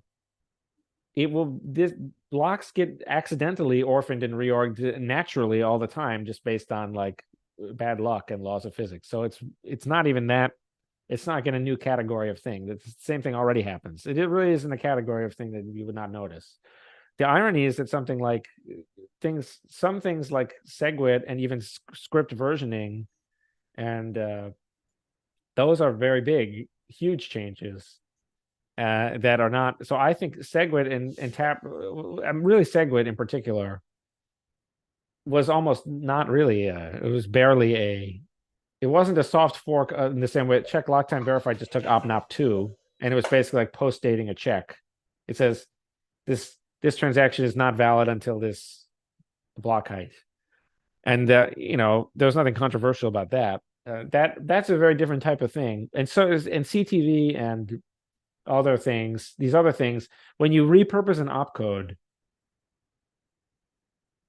that is really that's very tame, because Satoshi put those in there specifically because he knew that we might want to add opcodes later. That was the whole point.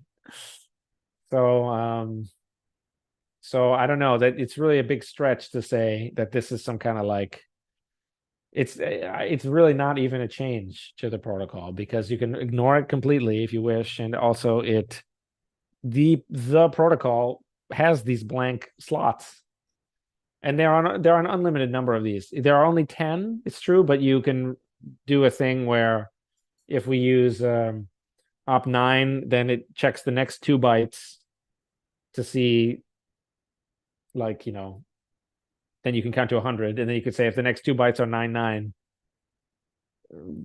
check the next 3 bytes for what's the true number. So there's an unlimited number of these. They are not a scarce resource.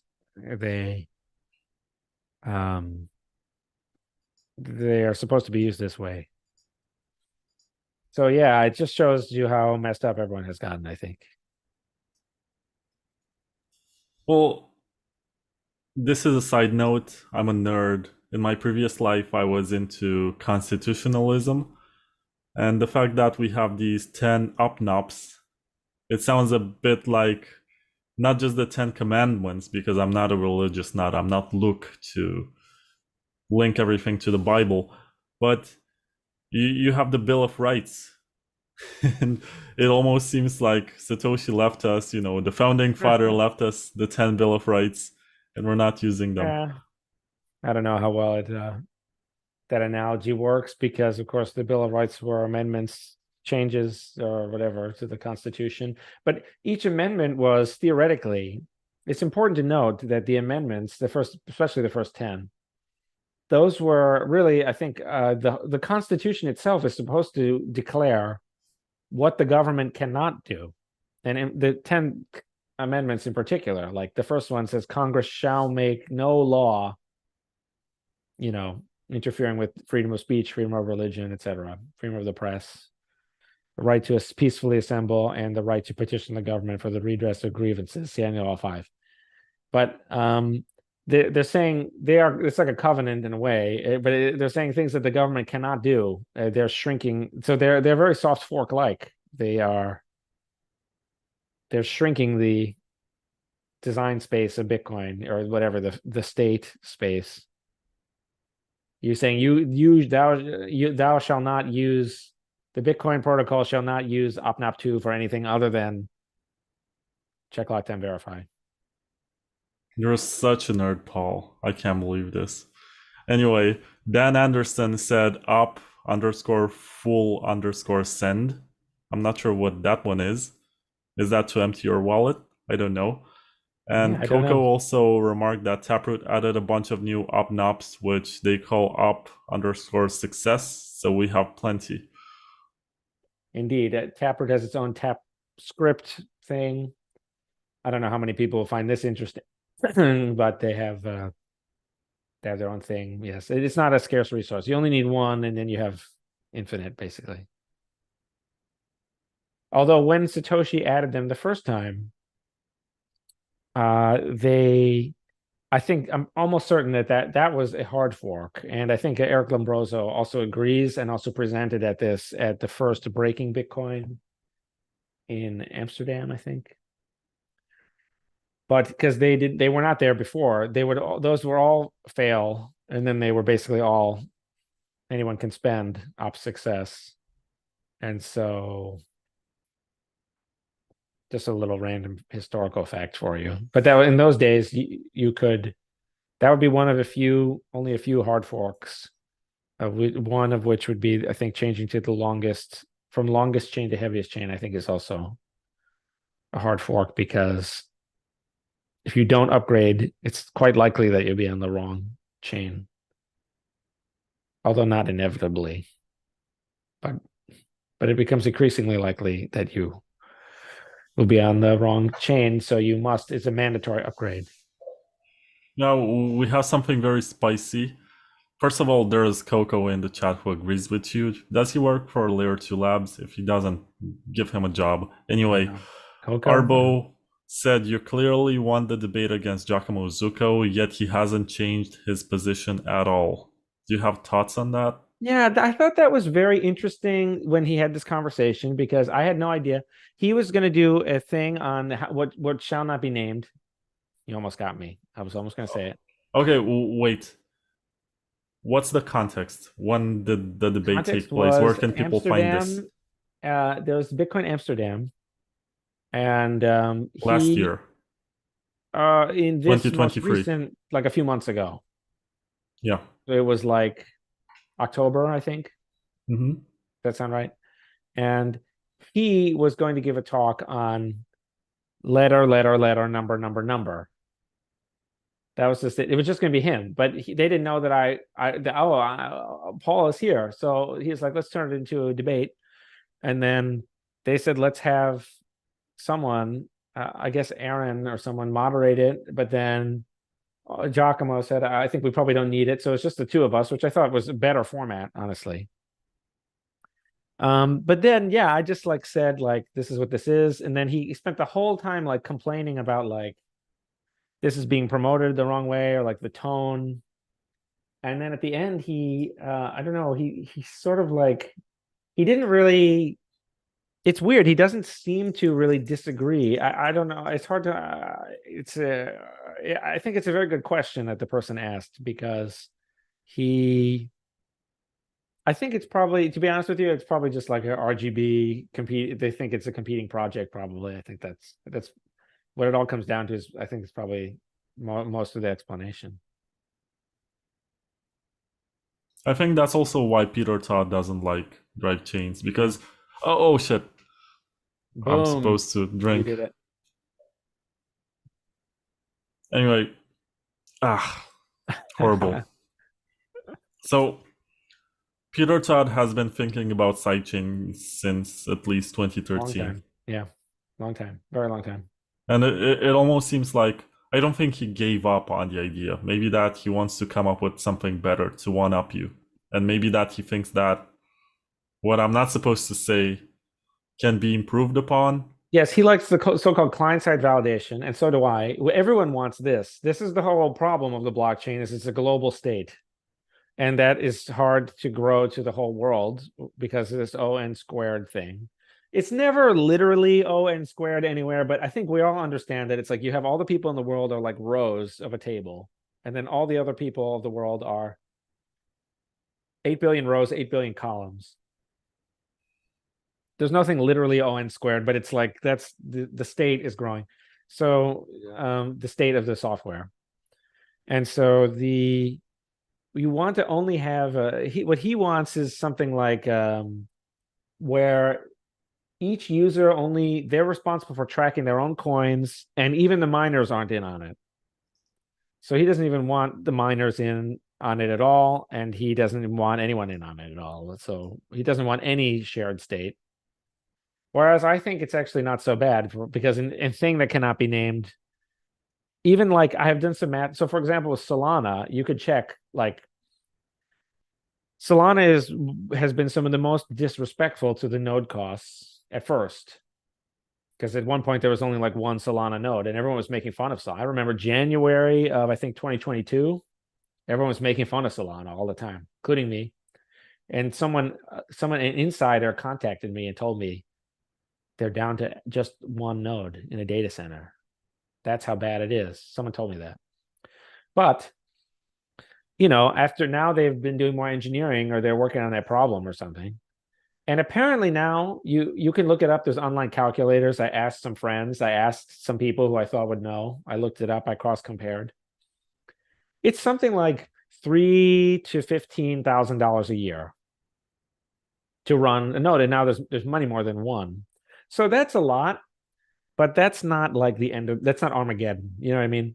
If you had, and if you had something like 5 of those, that would be enough to do like 1.1 trillion transactions a year, which was the entire transaction volume of Earth.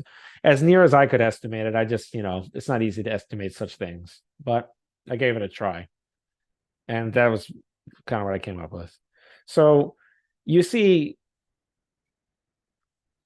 That's that's such a not big blocker argument, by the it's way. But not go that on. much though. It's what I mean. Like, but the reason why large blocks on L1 is bad is because it's a moral argument. Everyone must pay the cost to get in.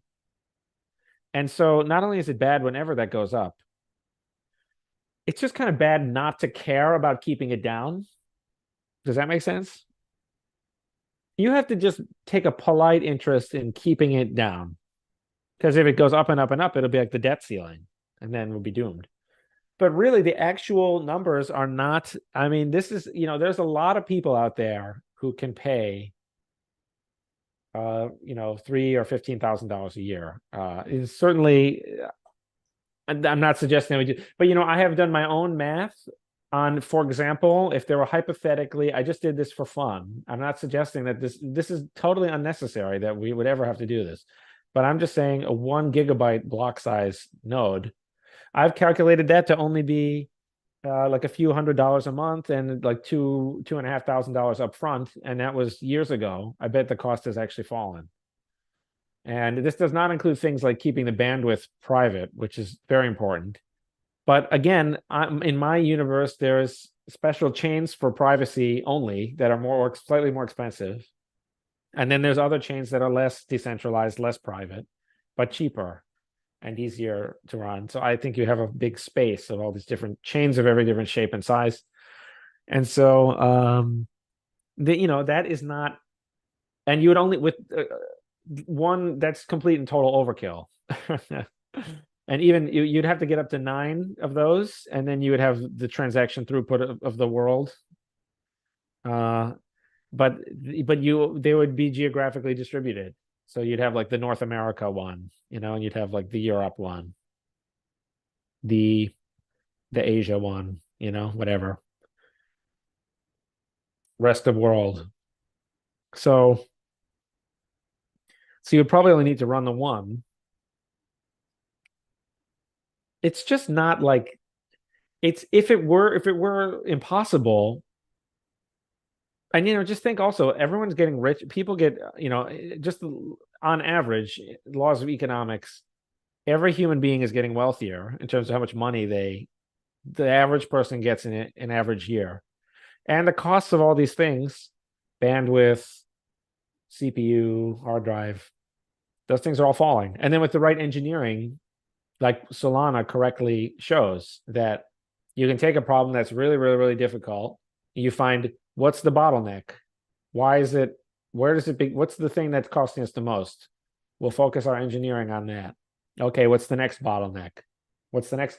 And then you can, sometimes it's just one little thing, one little misconfigured database or something, memory leak or something that makes it 100 times more expensive. So you fix that, or you optimize, or you parallelize something that can be parallel. You know what I mean? Like there's these LLMs.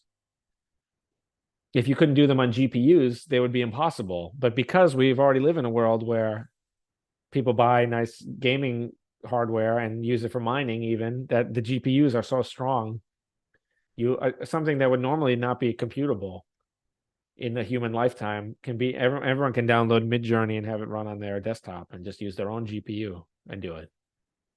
So I don't know if it's Midjourney literally, but it's like some clone or something. My friend just did it. I saw him do it on his own computer. You don't like dial out it just has the weights. You just do it yourself. So what I'm trying to say is the cost is not, it's, if you do the math, and then it's like this would cost, this would quickly become 40 trillion terabytes of space or something, and then you know that it's not feasible. With this certain type of L2, you can also like do like UTXO commitments and like throw out old state and stuff. You do other optimizations that you think will help. So the reality is it's just not that big of a because this is the contrast between like RGB and other like a type of sidechain L2 is that you don't need, it's just not like you gotta figure out like where are we spending a ton of money, like is it good to spend tons and tons of time on software engineering and then not release something for 10 years? By then it may be a completely different problem. This type of thing happens all the time.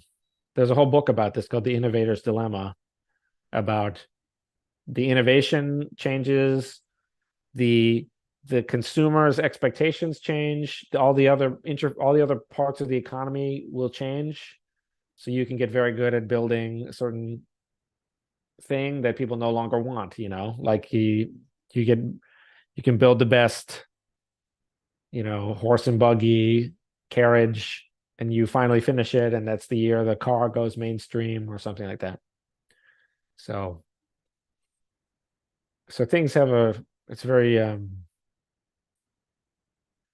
it's very tricky to figure out which thing. So I'm just saying that I don't see it as a big deal. These and that's for a 1 gigabyte node, which is we would be nowhere near that starting off. It would be 1/100th. You start with 10. First of all, Paul, that's a gigameg. Yeah, gigameg. I'm not sure if you get the reference. We pour one out for whatever Calvin Ayre's money. Let's drink to Calvin, to all the money Calvin Ayre spent on Craig that he could have spent on something else. I'm gonna drink to that.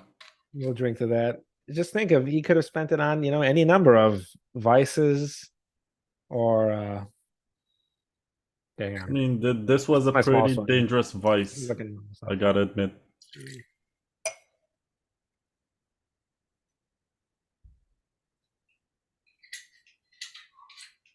Did you eat before this? Because you seem to be much better at ingesting the alcohol, or maybe you have more practice.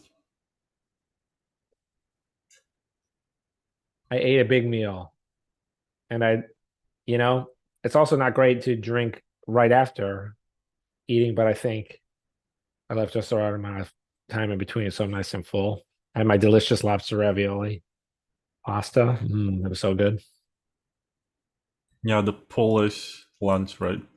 It was so good. Delicious. Anyway, it was revealed in the chat that Coco, who has been commenting on stuff, is actually Hampus, who is the lead developer of Blix Wallet. So hi, Hampus. Hampus is great. We should hire Hampus. Maybe we shouldn't, though. That would undermine his credibility as a complimenter. Are you basically saying that anyone who gets hired by Layer 2 Labs I know, I think like credibility compromised? It's kind of weird because there's a joke. Nassim Taleb used to tell this joke about, they'd ask him, what about a conflict of interest? And he would say, no conflict, no interest, which was something like, it was a skin in the game thing. If that guy's not if he's not getting something out of the deal, then he doesn't want in on the deal. So it's kind of like an ironic twist of the thing. You know what I mean? Is this making any sense? He's saying, normally you'd say, okay, you're promoting, you say you should buy this type of car because you get a 10% kickback. You get money if they buy the car.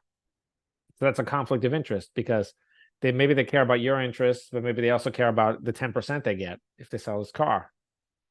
But Nassim Taleb kind of flips it around, and he says, I don't want to do business with people who are pretending to look after my interests. That's a weak reed to lean on, that's flaky and kind of suspicious. So he's saying something like, I want them to get something out of this. That you can rely on that. This is you can always count on whatever, a selfish person. I thought this was unfair when this argument was applied. This was used to critique Blockstream back in the day. They say Blockstream hires all the people who agree with them, which was certainly true. But it's kind of like, what should you do if you agree with someone? Like you should hire them. Like it's bad if it leads to people lying about what they really think, but it's also bad if you have a bunch of people who all agree, but they feel like, oh, if we cooperate, this will be seen as something negative. I mean, that's I don't think that's a good idea either. Cooperation is, usually good, I mean, including Blockstream seemed to monopolize Bitcoin development for a while, but then their developers started to leave. I think it was really, to be honest, I think it was not even Blockstream. It was mostly, it was just the character of Greg Maxwell just loomed so much. It was almost like I think it was really mainly him, and the fact that he was at Blockstream was mostly. It's like it made it look like Blockstream was influential, but it was really him. The other thing is Blockstream wasn't really that influential. It was mostly like it very quickly became like Chain Code Labs or something, had a higher number. I don't know if that's true, but I think it probably was true in like 2017, at least, maybe earlier. I don't know. But the interesting thing about Blockstream is how little is actually done. There, no offense. I mean, they do a lot of things. They have a lot of like bullet points. They have like Jade Wallet, the satellite. They have so it probably looks great on PowerPoint, but where's the Zcash sidechain is all I'm saying. Like that's why I built it, because that's like number one thing that people should want to have and that we should get. We all deserve to use it, and we should all get Paul, it. but let me take it to another territory. And I'm getting drunker and I'm less articulate.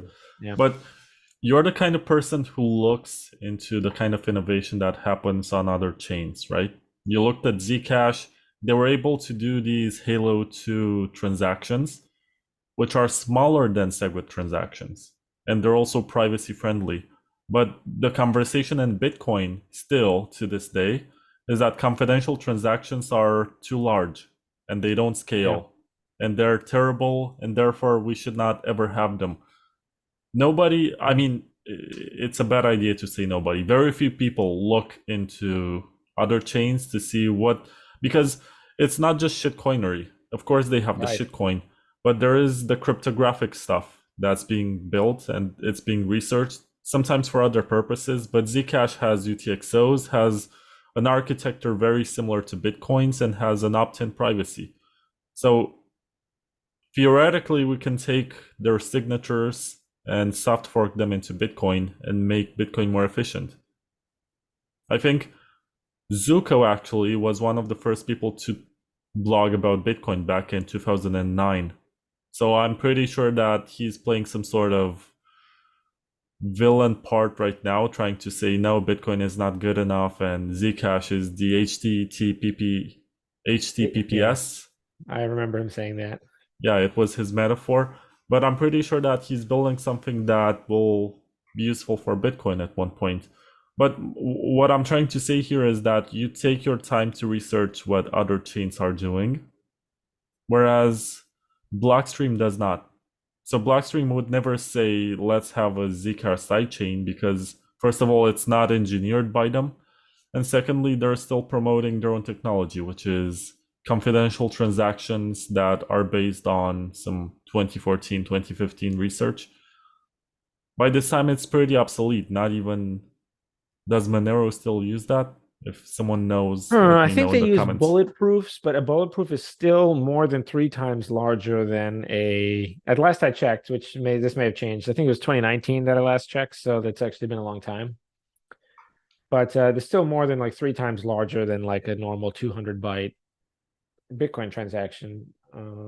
I don't know if they must have gone on to something else. See, that's funny is even I, you say I look into these things, but there's an awful lot to look into. It's very easy to forget, but I think I don't know. I don't know if they are doing that or not. Someone can probably look that up. This, and they can probably look up the size also. Size of a Monero transaction in bytes. Someone can probably look it up, I bet. Maybe it's just marketing, but with their latest cryptography, Zcash claims to have been able to have transactions smaller than 100 bytes. Yeah, that doesn't sound right, but maybe it is. I don't know. It could be. That would be really cool if so, because a Bitcoin transaction is at least, even for Schnorr signature, 64 bytes, and then to select the input is 36. So that's like minimum possible would be. I think we cannot possibly get them less than 96 bytes, even when I've said if we strip them down completely and we encoded them in a totally different way. Like we have a pointless 4-byte version number at the beginning of every transaction that we don't use, we never use. Can count to 4 billion, but let's just say we're not using it at all. So that's 4 wasted bytes. Really, you should have 1 for version, but it's definitely 3 wasted bytes. And then almost no one uses the lock time. Lots of things are unused. So I wrote a blog post called Small Transactions, I think. And I think it can only barely get it into the double digits. So that would be neat if it may be the case. I don't know how they count the bytes, but we could see it's possible. If so, then that's great. That's exactly the kind of thing we should just copy and take. I don't know why we wouldn't do that. And it is a case of people doing morally the wrong thing, because they're making Bitcoin, the project, worse so that they look better, which is just immoral. Yeah, but the philosophy of maximalism has always been that you take whatever has been built somewhere else and you put it on top of Bitcoin. And Yeah, the but no arguments longer though. for Bitcoin, the arguments for Bitcoin are always that it's the best form of money, it's the most resilient network, it's the one that's actually decentralized. Well, yeah, all that's the case, but people no longer believe that. That used to be. Used to just people would just say, "Listen, all of this stuff is open source, so it can't be any other way, other than that Bitcoin will just have the best ZK snark." And never even crossed anyone's mind that there would be something that disabled the open source inventions from making it onto Bitcoin. And that is everyone who is obstructing these soft forks, such as CTV or OptCat. No one would ever have dreamed, if you would go back to 2015, no one would ever have dreamed that there'd be stuff like this that would be ready to go, and yet the barrier to getting it in would be, I don't know, Twitter or something. But what it really is the apathy of the miners and their neglect of their duty and responsibility to maximize the value of Bitcoin and maximize their own profits. But they just I don't know, they're too lazy to. They don't realize that they can like 100x. I mean, one weird idea I thought about. I kicked around this idea. It's kind of one of those screwball ideas. I thought I could maybe go to, like, make this insane pitch to someone like, a big investment bank, and just say, I will buy up, a huge percentage, 50% of the hardware, the hash rate, and then I will aggressively maximize the value of Bitcoin technologically. Think about how this would make me the villain in most Bitcoin stories, but I would really be the savior. And aggressively maximize the tech stack and maximize the transaction throughput and the transaction fee revenue and the price of the coin, the utility and price of the coin. And then if you can force hyper Bitcoinization to come, and you own more than half of the mining, it's kind of like a corporate takeover. And then the value of that equipment would go up astronomically. So you would be able to, because even though the difficulty would adjust, it would take a little while to adjust. And in that time, you would have to adjust as more like hash rate came online. So that you would have a solid chunk of time where you're just printing Bitcoin that you mine at a certain rate, but that you acquired the hash rate at a lower equilibrium difficulty. So then you could pay back this you could however you financed this maneuver. But that's just kind of like a weird idea. I think I don't really plan on doing that, but I just think it is weird that it's not physically possible because I don't think there is a large enough supply of ASIC miners available on the market. And if you try to go around and maybe pay a premium for whatever was you try to track down people who and say I want to buy your whole operation from you for twice what it's currently worth. I mean, yeah, but you also have to understand that there are lots of miners who are ideological as opposed to. Yeah, well, but the problem with that is the ideological miners, they are the ones. I don't think that. I think that quite a few mine, like, so for example, let me tell you one. I'm pretty sure that most miners, like, they have no idea what Taproot was at all.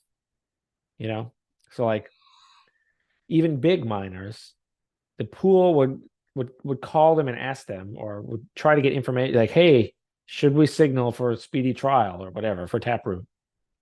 And they would just be like, what's Taproot? They have no idea what it is. So I think in terms of is a significant percentage of the hash rate ideological, I would say that mostly much more than 50% of it is completely ignorant of these matters and of their own indirect responsibility for this mess.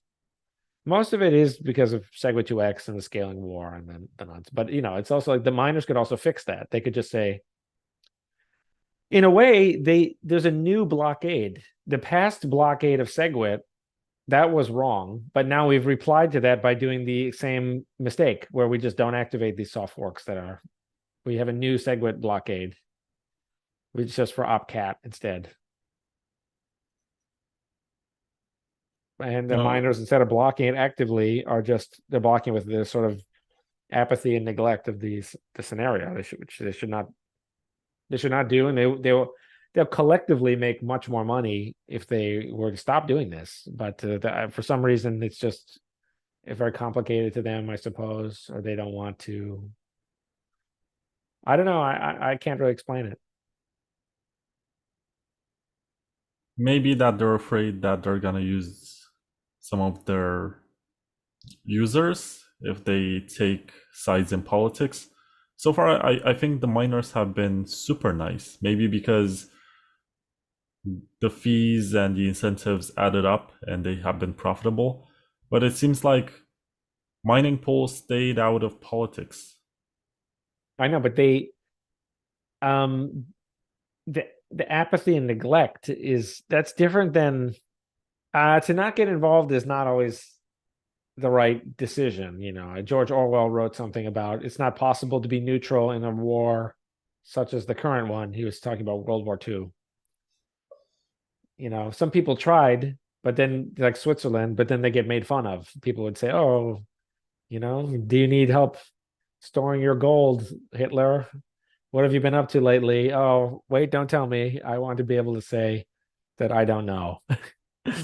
I remember seeing John Oliver make that joke in like 2003 or something. So, yeah,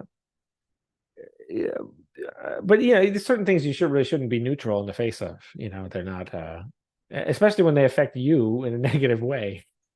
I mean, I'm not saying how it should be or how it shouldn't be. I'm just observing that the miners so far have been pretty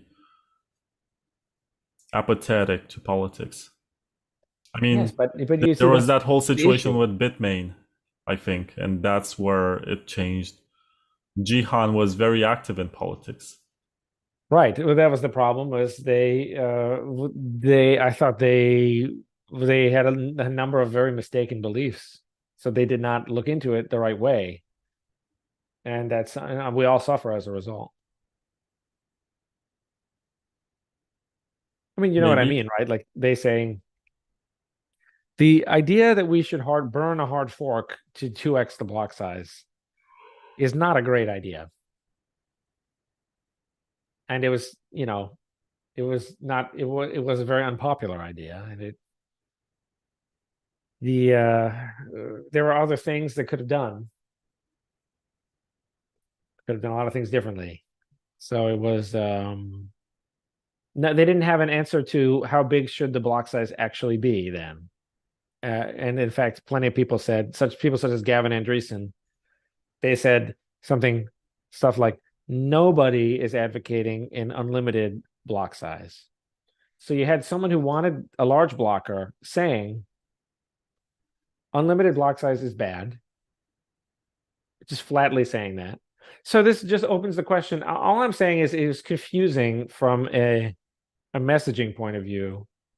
Like what do they think the number should be? What is the principle of the matter, rather than just should the line be drawn at 1 million versus 4 million versus 2 million versus 8 million?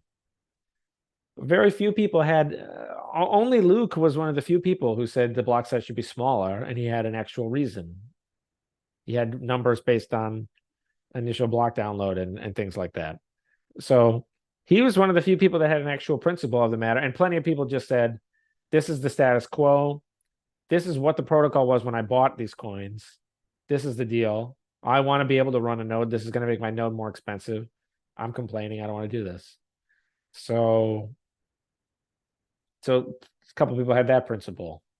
But the people who are trying to do the hard fork, the hard fork is a serious business. It's saying we're bending a rule. We're going to break a rule. And they should have explained, this is what we're going to change the block size to this formula, like permanently or something. And this idea of we'll just hard fork it again when it hits the ceiling, well, then that's just an unlimited block size, just with more steps, right? So they didn't really answer a lot of these questions, like how expensive is too expensive for a full node to get? Some of them said, oh, it doesn't matter how expensive it gets. Then you could ask, what if it would cost an infinite amount to run a full node? And they'd say, well, that's not a real. You say, well, you said it didn't matter. So it wasn't, that was kind of a mess. That was kind of a screwed up scenario. And it's unfortunate that now, because of that, we now cannot, we live in a world where people, I don't know, cannot easily talk about these relatively simple and good things. It's become political and weird. Yeah, I don't know. I'm not sure if I have anything to add to this conversation except for the fact that privacy used to be a greater priority in the past, and it was regarded as the way to make Bitcoin fungible. And right now it seems like, at least since Michael Saylor became a famous and prominent figure and he's headlining conferences, we're not talking that much about it, and it seems like it's almost taboo because we have these. Yeah, we have an ETF nowadays. He does not like the idea of. I mean, I strongly got the impression that he does not like the idea of the Zcash sidechain and doesn't think anyone should talk about it or bring it up or even like should even be spoken about. But he said this in a BTC Times interview. It's called Michael Saylor on Bitcoin's Next Billion Hodlers.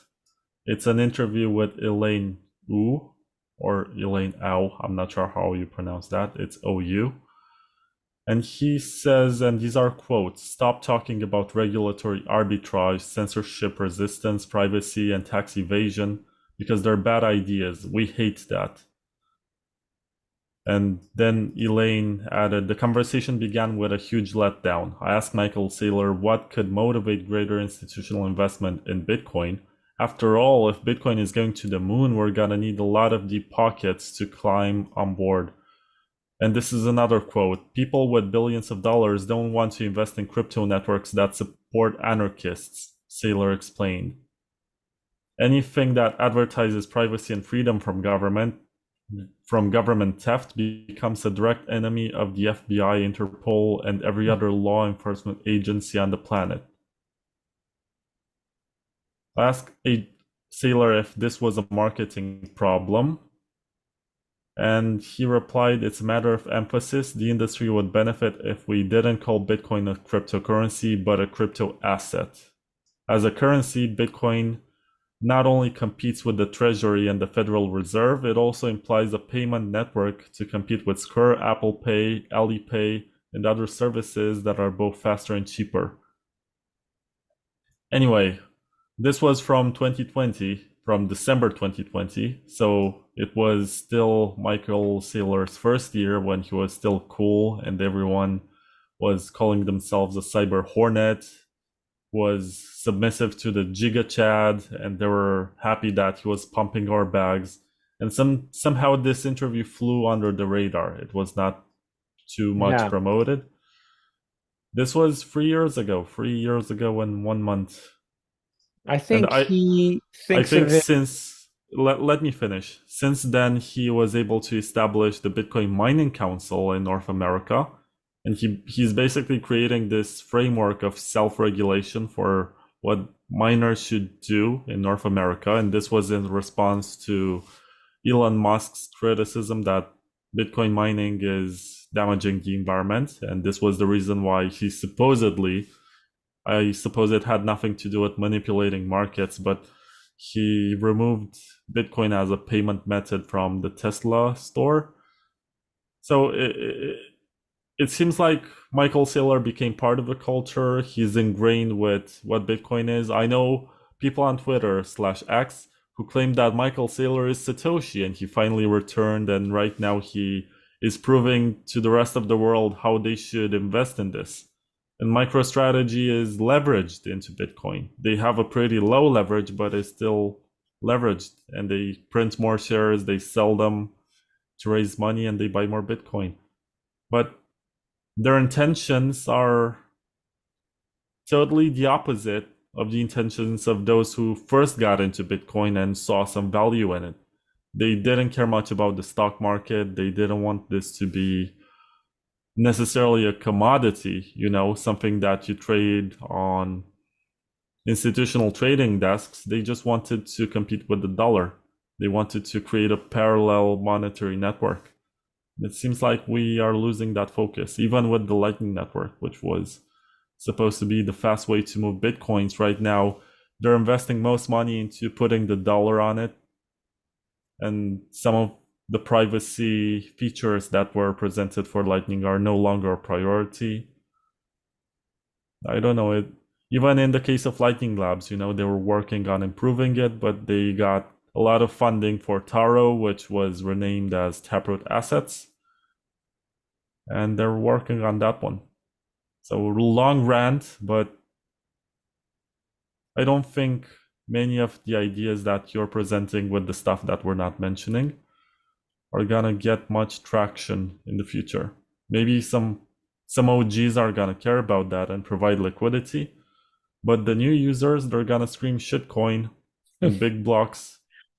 Well, I think there's more to it. It's not just like a matter of taste. It really was like when Michael Saylor joined, of course, it was COVID, everyone was locked down, the government was printing a lot of money. So in that context, it was much easier to just think of it as a thing that has 21 million units and that you just buy and it will just go up. An inflation hedge. I think though that if there was the Bitcoin Uncensored crew from like 2015, 2016, 2017, there was an argument that went something like this. If it becomes too friendly to regulation, like everyone will just use custodial Lightning, everyone will own Bitcoin through the ETF, everything will be fully regulated and fully compliant. If it goes down that road, it will eventually have to compete with something, like issued by whatever, PayPal or Venmo. And Venmo always have an edge because actually the blockchain database is very inefficient. The database can scale to unlimited size. So if people wanted to issue Visa coin or something, they could use whatever, SQL or something. They could just have a database of everyone's account information and everyone's balance. And that is the path that leads ultimately to a $0 Bitcoin, because you can't compete with that. And then someone will say, hey, what we need is a version of this that is subversive and that has an independent existence that is unconnected to whatever governments of the world prefer. And I actually think that one has a lot of truth to it. I think that's mostly correct. So I think it's not just a matter of taste. There really is a matter of true versus false, accurate versus inaccurate, and the compliant, the coin that does not have just a little bit of that edge, that subversive edge, that one will probably go to zero, and the other one will probably be very successful, is my I guess. mean, you have this tendency to think in extremes, that something is gonna go up and the other one is gonna go to zero. Yeah, I do. That's how I feel, yes. Do you think that is really unlikely? I mean, we you speak Romanian, I assume. Yeah. But you also speak English, but I don't speak any Romanian.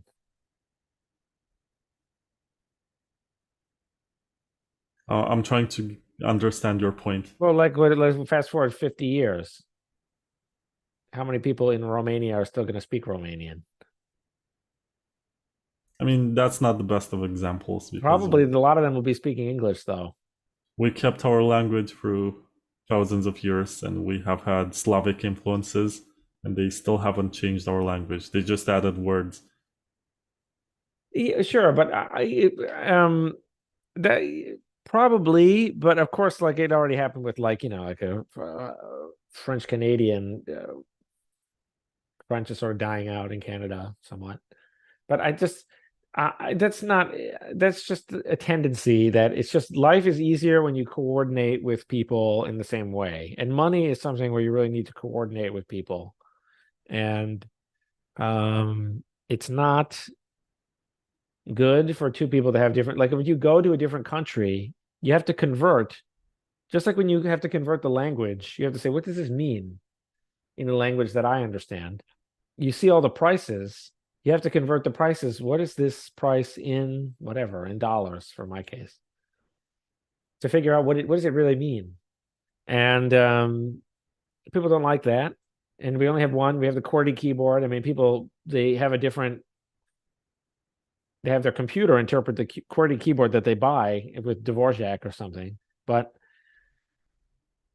I don't know. I just think I think there will only be one that succeeds, and the others will go to zero. I think that Michael Saylor will have. It'll be possible to make it go up another 10x, but it'll start to get difficult because it's like $15 to $20 million a coin is like the ceiling. So you have to flip, like you basically have to have flipped 8 billion people at around that time to hit that. And even if you can't do that, then there's a lower ceiling.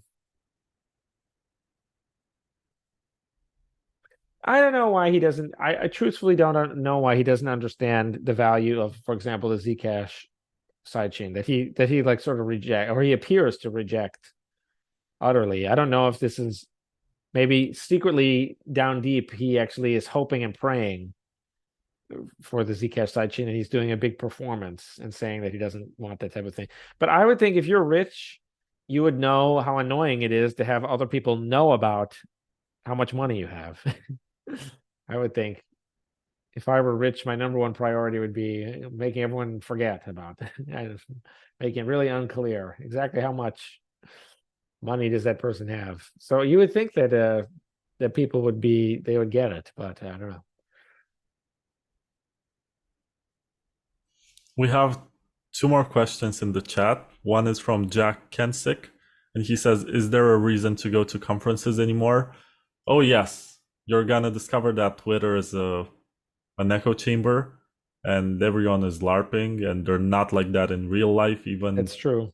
the That is most true. radical of people and the most stubborn, who will call you a shitcoiner if you present some, I don't know, you don't even You are own a right. shitcoin, but you say, It's very these guys different. from Monero, they're doing something interesting, and they're gonna block you and call you a shitcoiner. Then you meet them in person, and you will most likely figure out that they own multiple shitcoins, but they're a character Yeah. on Twitter. They're LARPing, and you And meet you will people hang out like, with them until like 2 or 3 in the morning. Also, you'd be like, these people that have blocked me, but we're hanging out the whole night. So it's kind of a weird effect. yeah, that's what I was going to say, that if I didn't know you in real life, I would also assume based on your Twitter activity that you're this bitter asshole. And it seems like your strategy to trigger people and engage them, and there's also the Layer 2 Labs page that posts memes that makes fun of people who are into Bitcoin. It seems to work for getting engagement, but it doesn't help you get more support, at least not user support. Maybe you're gonna get that from miners. I don't know. I It's think I have none to of my put out the business right now. software version to get user support. So I'm working on that right now. My point is that if I didn't meet you in person, I would have a completely different opinion of you. But since I met you in person and I understand what kind of person you are and what you're really like, I tend to give you more of a benefit of the doubt, you know? Just like I gave Giacomo before he blocked me. And I don't understand why, because we seem to be very good friends, and he didn't care. He was so reckless. He was like, yeah, this I don't guy know. disagrees with me, blocked. He was on I the don't know. show. He was on my podcast 3 times. At one point, this is super backstage information. I was editor in chief of Crypto Insider in 2019, and the big boss, was the investor, was speaking with him to potentially do a podcast with me, and he was on board with it. He was like, yeah, as long as you pay me, I'm gonna do this. So my history with Giacomo goes way back, and I'm like, he blocks me just like this. But this is why you should go to conferences, because you get to see these people in person and figure out that your perception is very different from the reality, and social media is a lie, which should be obvious, but apparently it's really not. And we That's also true. have another question from Otavio Guimares, and he says, on the Voldemort topic, could Voldemort also have their own sidechain? If yes, what could be the consequences? If no, what blocks it from happening? So this is Inception, you know? You have a sidechain inside of a sidechain. No, that's possible. The only issue is to withdraw both times. You has to accumulate. It accumulates the amount of time needed to withdraw. So that's kind of inconvenient, but that's totally possible. And the regular users are not supposed to be doing that withdrawing anyway. So really, it would just be like 2 fees, and then someone else will slowly walk the coins back. I wanted to talk about the conferences though, because I do get the impression that to me, the attendance and interest at the conferences has been declining significantly year after year for the last 3 years. And now they do seem, I don't know, like they do seem predictable. They seem like there's not enough new happening. The real novelty was ordinals, but that was like contentious and kind of awkward. Do you agree or not? I mean, like, the the conferences are smaller. I think fewer tickets are sold. I think we had a big We had a big opportunity with COVID. No, I think they're Similarly, bigger than ever, you except think that so? they're all the same. That's what the problem is. Yeah, They lack identity. With very few exceptions, they're kind of all trying to do the same. And you see the same faces, you hear the yeah, same speeches. It gets very predictable after a while. But if you go to a conference, the best idea is not to listen to the talks. No offense, right. I know. Yeah, the talks are terrible. I agree. No, Having no, talked no. many times, I'm I not think saying they're mine are okay. terrible. What I'm saying is that you can watch them on live stream when you Yeah, go you home. hang out. The hallway is way better. Yeah. You just interact with people. You see someone that you recognize. You go to them. You say hello. You learn something new about what they're really like. Like Dan Hell, for example, is even more of an asshole in person. He blocked me on Twitter. He blocked me in real life. I was behind him waiting for food at one point, and he was basically turning his back on me from every angle. Trying not to make eye contact with me. We're about the same height, but he's built like a bear. Yeah, yeah, he is definitely. And it was so funny because he was ignoring me, and to me it was incredible that I was trying to move sideways and stuff, and he was finding excuses to turn his back on me. Super funny. Yeah, I mean, a lot of funny things do happen at the conferences that are just like, yeah. I mean, of course, I've gone to so many. Maybe I'm just jaded after going to like 100 of these Bitcoin conferences. I can't take it anymore. But I do think it doesn't really feel. It had more electricity in the past. I don't know if that's maybe just a different. I don't know. Maybe I'm misattributing it. But yeah, I went to a few in whatever. I went to some in 2014, and they were really small, but there was like everyone was excited. And you go to every booth and they'd say, "Do you want a job?" And like whatever, all this stuff. Like, can you use whatever? We always need people for this. Everyone was like 24/7. They were really into it, and they're still into it now. But it's just there was so many things, like the physical coins. That was a different thing. And remember BitPay, it was starting, all this stuff. I just remember it was like there was a lot of stuff happening, a lot of different things happening. No, there's still a lot of stuff happening. Sometimes I think there's so much happening that you can't possibly keep up.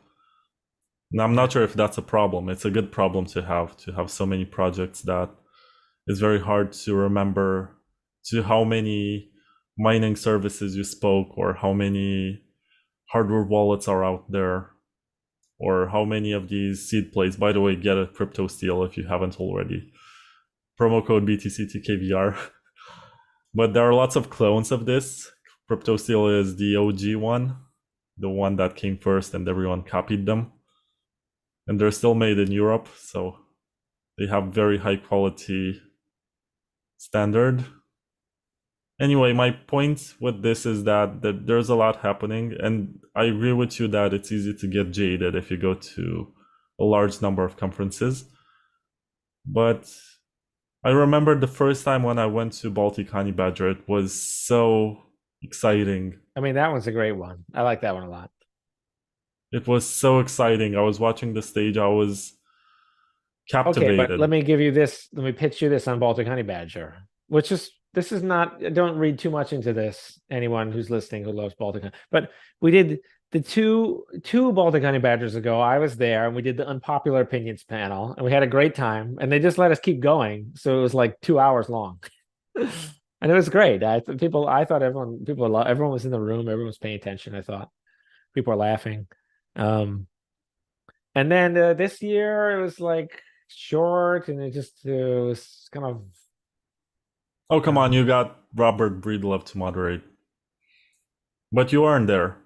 I They wasn't spoke there, about yeah, you. but it was mostly about the forbidden topic also. But it was like yeah, I guess I wasn't there, so I guess I can't say. But all the content is the actual content is not. I don't know, because maybe that's not true, because we do have lots of crazy stuff happen all the time. Like we have crazy the crazy debates and things. I don't know. It I just think doesn't. so. To your point, I also think that the community became more corporate in the sense that a lot of the guys who are or used to be very cool and they could talk about anything, now it's against their financial incentives because they're affiliated with some big company that's funded by some big money sources. I don't know exactly who or how much, but it seems like they become less willing to discuss nuances as they Yeah, climb people got up their in ranks. talking points and they have their little simplistic. I don't know. Like I remember being super excited when I met Adam back in person for the first time, and then I watched his presentation, and it was one of the most boring I've ever seen. Not just because he's not captivating as a speaker. It's just that he also picked a topic which was related to liquid and stuff, and I didn't find that particularly interesting. And I saw him at another conference and he actually joined the Telegram chat and asked, "What should I talk about?" And I said, "Oh, say something about the cypherpunk history." Of course, he ignored my message and he spoke about something related to Liquid. And this goes back to my point that Yeah. there is always the Yeah, financial incentive to shill your own bags, yeah, it's a commercial or something. It's like, like people get up there and they talk and you're just like, whatever, I've already they start to talk and you're like, I've already heard this. I heard this whole thing. It's seen as like validating too. People say the great such and such on stage at whatever, they must be whatever. It's kind of like it's a little bit wearisome. Anyway, see, there we go. We did 3 hours. Should we just keep going? What There are time is it? still Where 10 are you in people Europe? on YouTube who are watching this Are and you in on Europe? Are you in Twitter. Romania era time zone? It's 3 in the morning here, but I Oh don't my care. God. I also drank, but Yeah, it's not my good. my Even though first I've name done is it many Vlad. times, it's great for falling asleep, but it is not healthy to fall asleep after. Although it's very greatly increases the likelihood that I will. I've many times I have I fallen actually asleep have while another drinking. interview in how much is it? 9 hours. So I'm gonna have to wake up for that one. Yeah. And it's about something of which I'm not supposed to talk yet because it's under embargo, but it has something in common with zero knowledge proofs on Bitcoin, and that's the most I can say. There's a lot of Right. exciting stuff happening, but it flies under the radar, and it's a pity, It doesn't get picked up by the big influencers, and maybe I shouldn't complain about it, and I should be happy that I get to have these guests. By the way, guys, the ones who are still here, check out the rest of season 15 of the Bitcoin Takeover podcast. I think I have some of the brightest minds in the space right now and the most prolific developers. I have an episode with John Light, Super Testnet, and Alexei Zamyatin. I hope I pronounced that correctly. And they speak about rollups, they speak about BitVM, they speak about all of this avant-garde stuff that right now sounds very, how should I put it, very mystical, very esoteric. But in a few years, it's gonna make a huge difference. And also have an interview with Sergio Lerner, and he has a lot of interesting stuff to say. I have an interview with Robert. It's not Robert, it's Robin Linus, the creator of BitVM. And you should also listen to that one because the work that he does is going to leave a great impact in the future on Bitcoin. And I feel like the potential of BitVM is pretty much untapped. I'm not sure what you think about BitVM. I know what Sergio thinks about BitVM, and he says he can do what you're working on, and we cannot say with BitVM as opposed to a soft fork. BitVM is a great idea. I mean, it's, one funny thing about it is that um, Robin did tweet on Twitter. He said something like he wrote a very nice tweet from my point of view that is something like BitVM is basically a way to get thing, the forbidden BIP, whatever, as quickly without doing the soft fork or whatever. I think though, yeah, I don't. I'm not sure. It may have the same the fee, the passing down the fee issue, where you have people validating the peg. I guess there is a difference between the merge mining part and the deposit withdrawal part. So I guess if you did I think we have to wait for the concrete to dry somewhat with BitVM, because, for example, Super Testnet was telling me about how the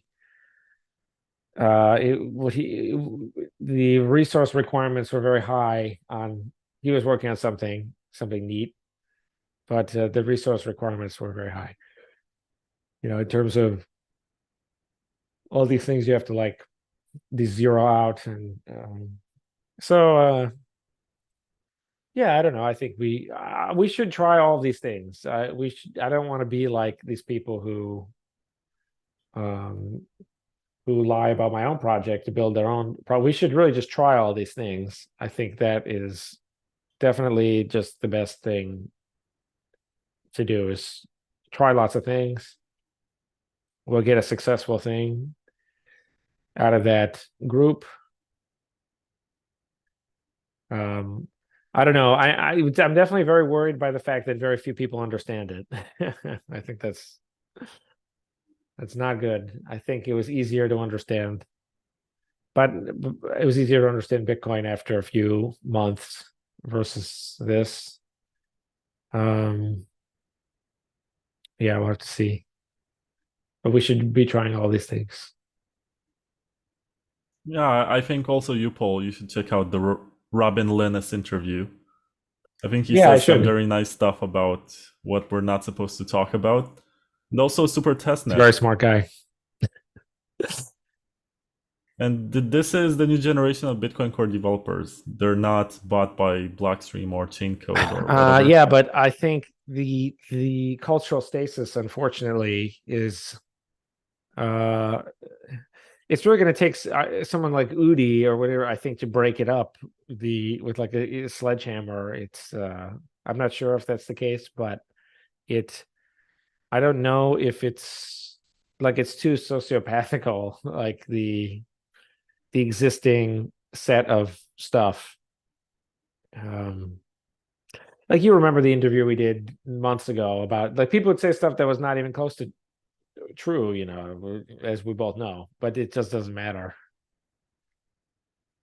I know they were very effective as portraying you in a certain way. Yeah. And as a consequence, right now, not too many people talk about the activation of the stuff that we're not supposed to be talking about in this episode. But that's okay, because, I actually don't think, I think we have to set the precedent that activation should not be by consensus, actually. So 3 hours in, I'll throw you this crazy curveball, but I just think it was never, none of the previous soft forks actually had consensus either, in the sense of everyone agreeing that they were the thing to do. So it should be more like Westminster, like 51% vote type of thing, honestly, is what I really think, where some people disagree, more people agree than not, and then the idea is attempted, and then if it's not good, then it is abandoned or disabled. For the fact that these are all opt-in soft forks that no one can be forced to use, that just makes it all the more ridiculous that no one will even do a cost benefit analysis, because there's no cost. That's what's really bizarre. I never thought about it in these terms, that you don't do a cost benefit. I mean, the cost is always hypothetical, right? You're messing with the code base. You never know. The last time. This is true of many things that are not soft forks.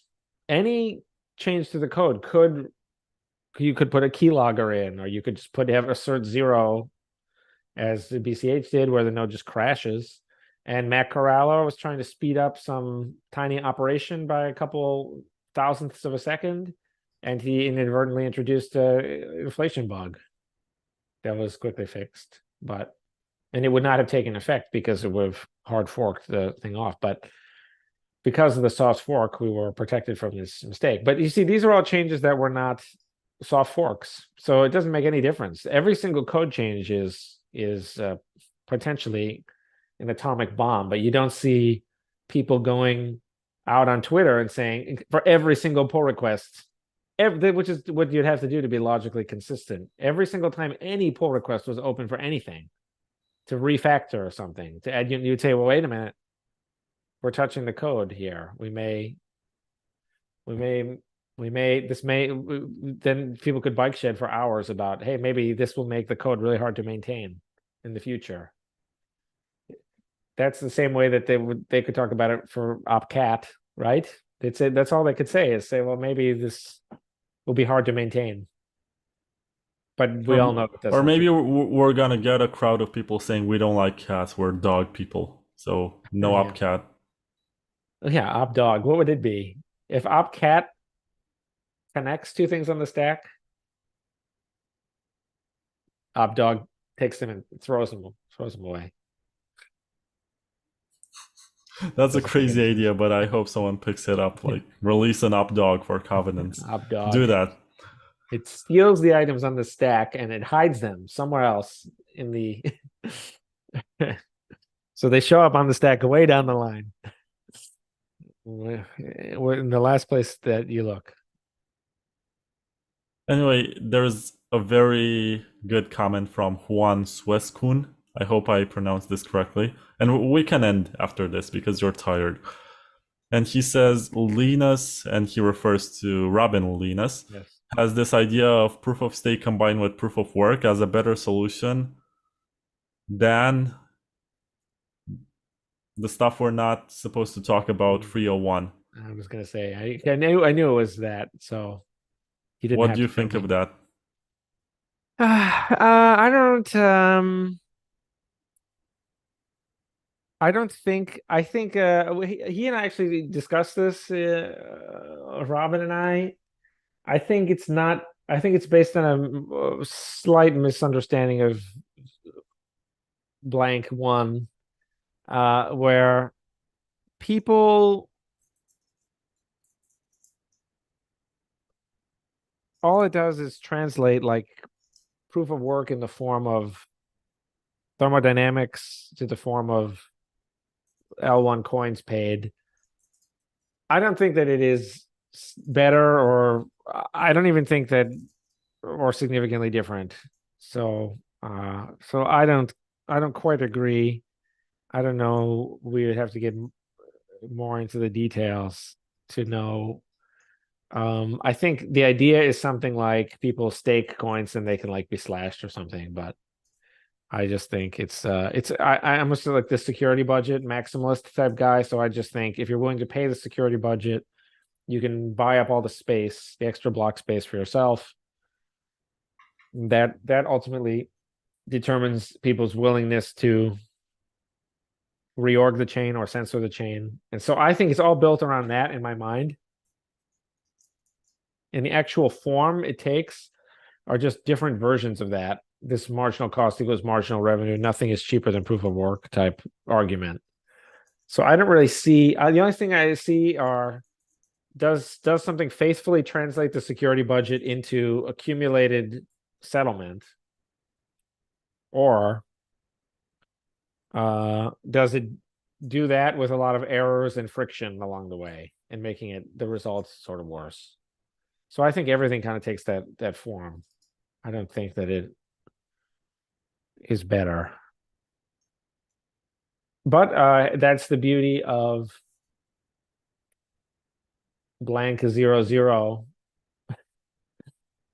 You're not required to use blank 00 with blank 01. They are fully interchangeable, and you can use one, both, neither, or the other.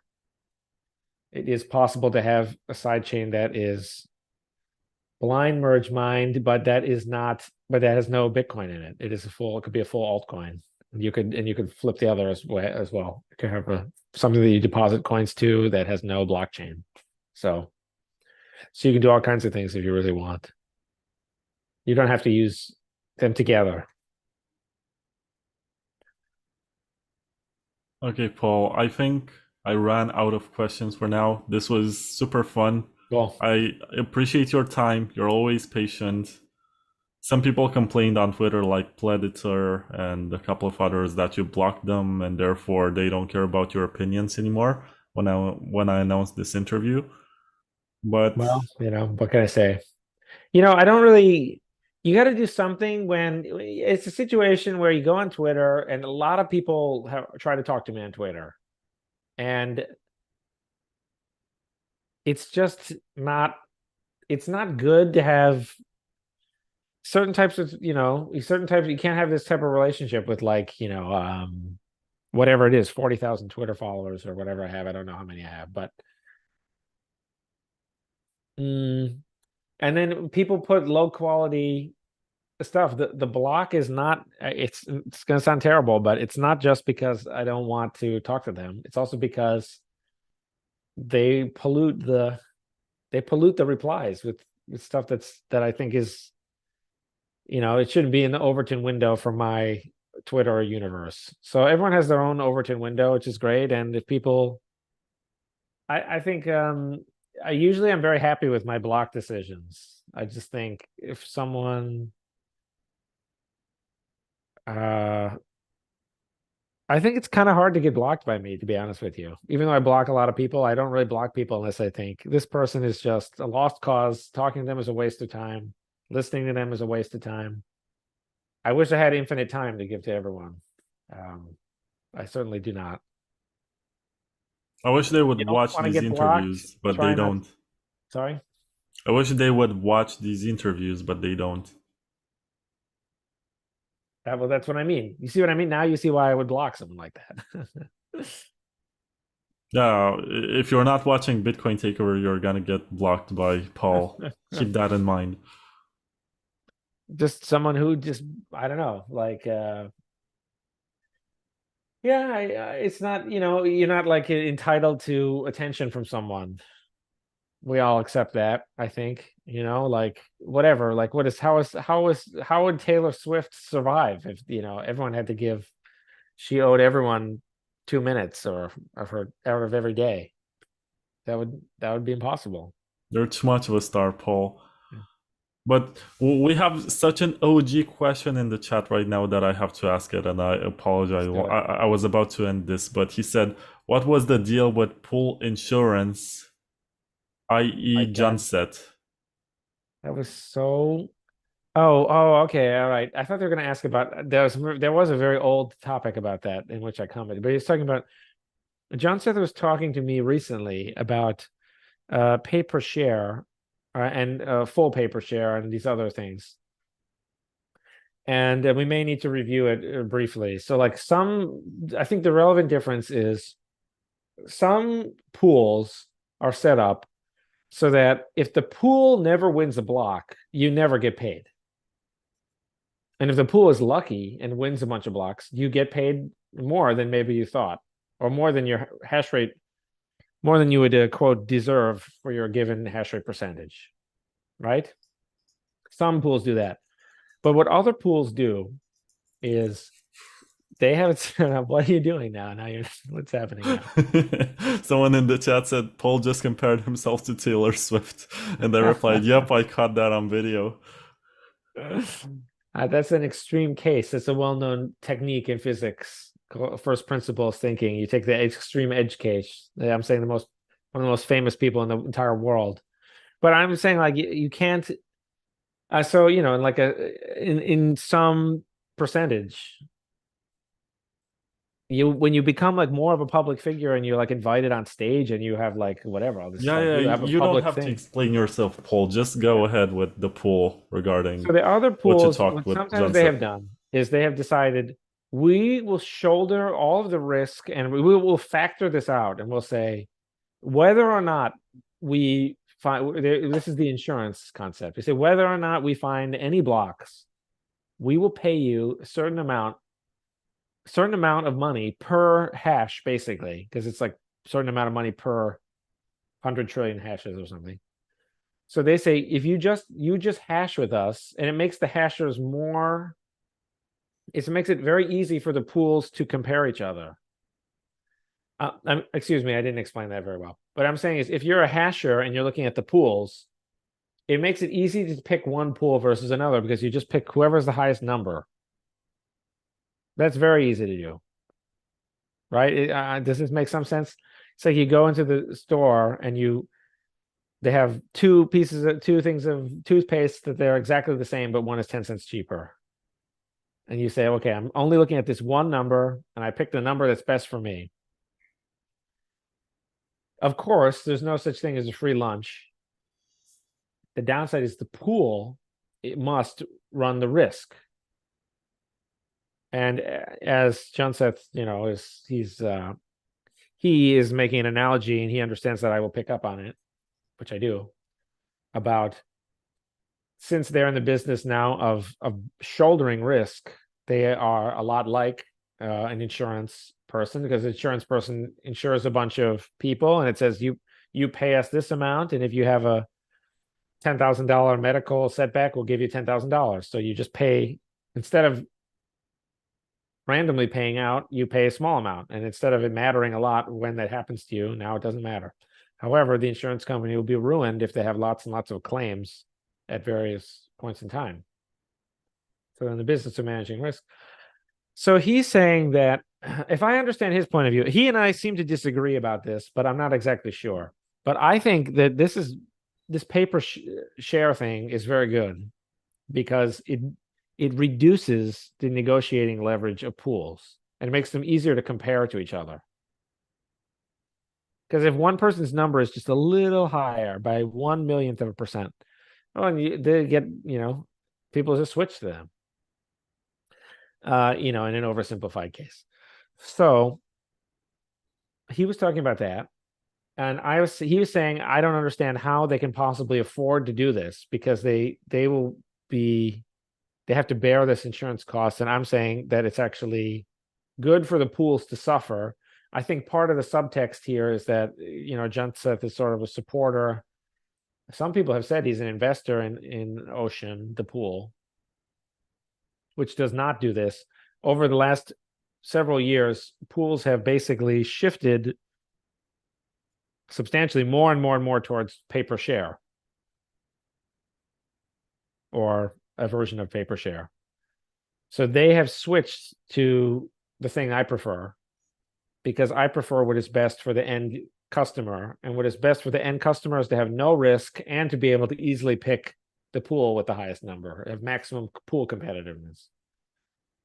And I think it just further shows how, is this explanation making any sense at all? I think it just further shows how competitive the pool market is getting more competitive. And in fact, the whole mining ecosystem is actually becoming healthier over time, is maybe what I would say, because now, although it is bad in one way, because the pools now need more startup capital. But this cost is lifted from the individual hashers who no longer need to bear the risk. So it's a shift from the people who are buying the people buying the hashers, the hardware miners. They don't have to pay this cost anymore, and it shifts up to the pools. They have to pay, and then they're more easily, they have to compete against each other. I don't know if this is making any sense.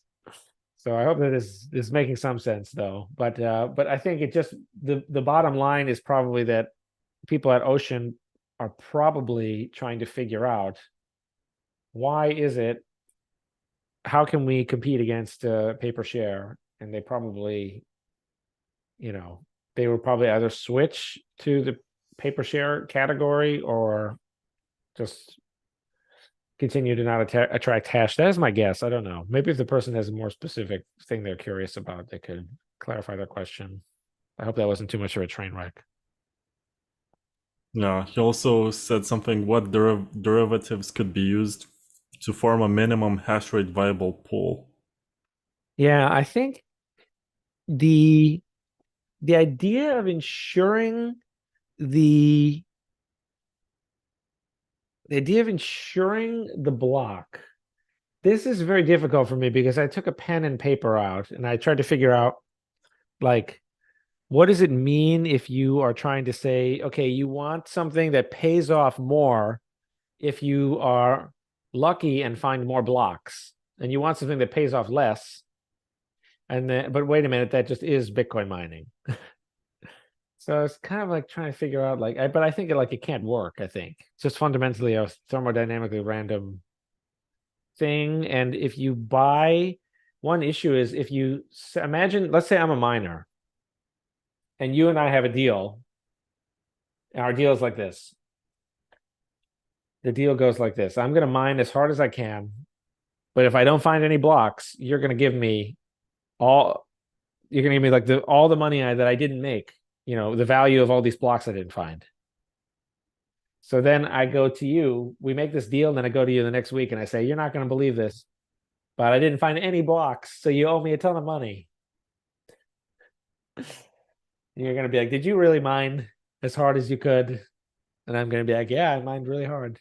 Look at my electricity bill. It's 100% real. And then, so I'm like, I don't know if this, it just seems, since it's fundamentally very difficult to audit because because you can't keep track of all the hashes or all the shares. That would be like unbelievable amount of stuff. There's not enough hard drive space or bandwidth for that. So you can't do, you know what I mean? And to even scan through the list is basically almost as much work as actually mining. Not quite, but close. So it's like, so yeah, I don't know if anything, if that will work. Because the mining, when you mine, you are already sort of selling insurance in a way, because you pay a fixed amount and then you win money randomly, and so you are short, or I don't know, it doesn't really make any difference really. The point is that but it's maybe the alcohol talking now, but the point is that minimum viable pool, I think the pool already, they have certain sizes that are set by much bigger factors. So like the block withholding will affect you if you have a very large pool. And then if you're too small, then you get hit by the variance. So there's already like an optimal pool size. I don't think it has very much to do with this whole thing about wanting pools to be really small. I don't think that's even desirable. There's nothing wrong with having like 10 pools that are all 10%, as long as it's possible always to form a new pool if any of them misbehave that other people will switch to. So I kind of just don't think, I don't get that. To me, this seems like people just see the pie chart and they just want the pie chart to look a certain way, and they don't. I don't really get. Do you get it, Vlad? Like I understand the impulse, but they want to have like the pie chart be like lots of slivers. But why is that? Why is that good? It doesn't matter. But the people, it's false to say that the pool has agency. You know what I mean? The people mining at F2 pool, they could all leave and switch to Ant pool on the drop of a hat. So if there's any flaw in in any of the existing pools, people will just switch, so the problem fixes itself. I'm not really sure what people hope. Like, what is it that people find so problematic about today's world? Like, is there so much transaction censorship? Is there so much block reorg? Like, the problem is that the pools do not coordinate to activate soft forks, if anything. So they would almost be better if they were slightly larger, I think, because then they would feel more responsible, maybe, for the success of the network, instead of thinking like they're all just kind of waiting for someone else to make the first move or whatever. It would be better if I think maybe it would be better if they were all. I mean, what is the Bitcoin Mining Council if it's not, to some extent, those big miners all combining into one organization? But that would be better if there really was a functioning Bitcoin Mining Council that researched ways of increasing the value of miners. They would probably conclude that they should heal the damage done to the activation process from 2017, which I think they're trying to do, but they are not. They're trying to do by staying out of it, but they're not. This has created its own version of the exact same problem. Is that the SegWit blockade was caused by miners actively ignoring it, and then all these other. There's a whole long list of things like opcat, where they are also ignoring those. So it's weird that it's actually the same problem and the same behavior, but it's framed kind of differently. Yeah, Paul, last question, and then I'm gonna go to sleep and you can go have dinner or something. It should be late in New York or whatever. That's your time zone. I'm not sure where you're based, but anyway, why do we bother with any of this instead of just building on Liquid? Well, I think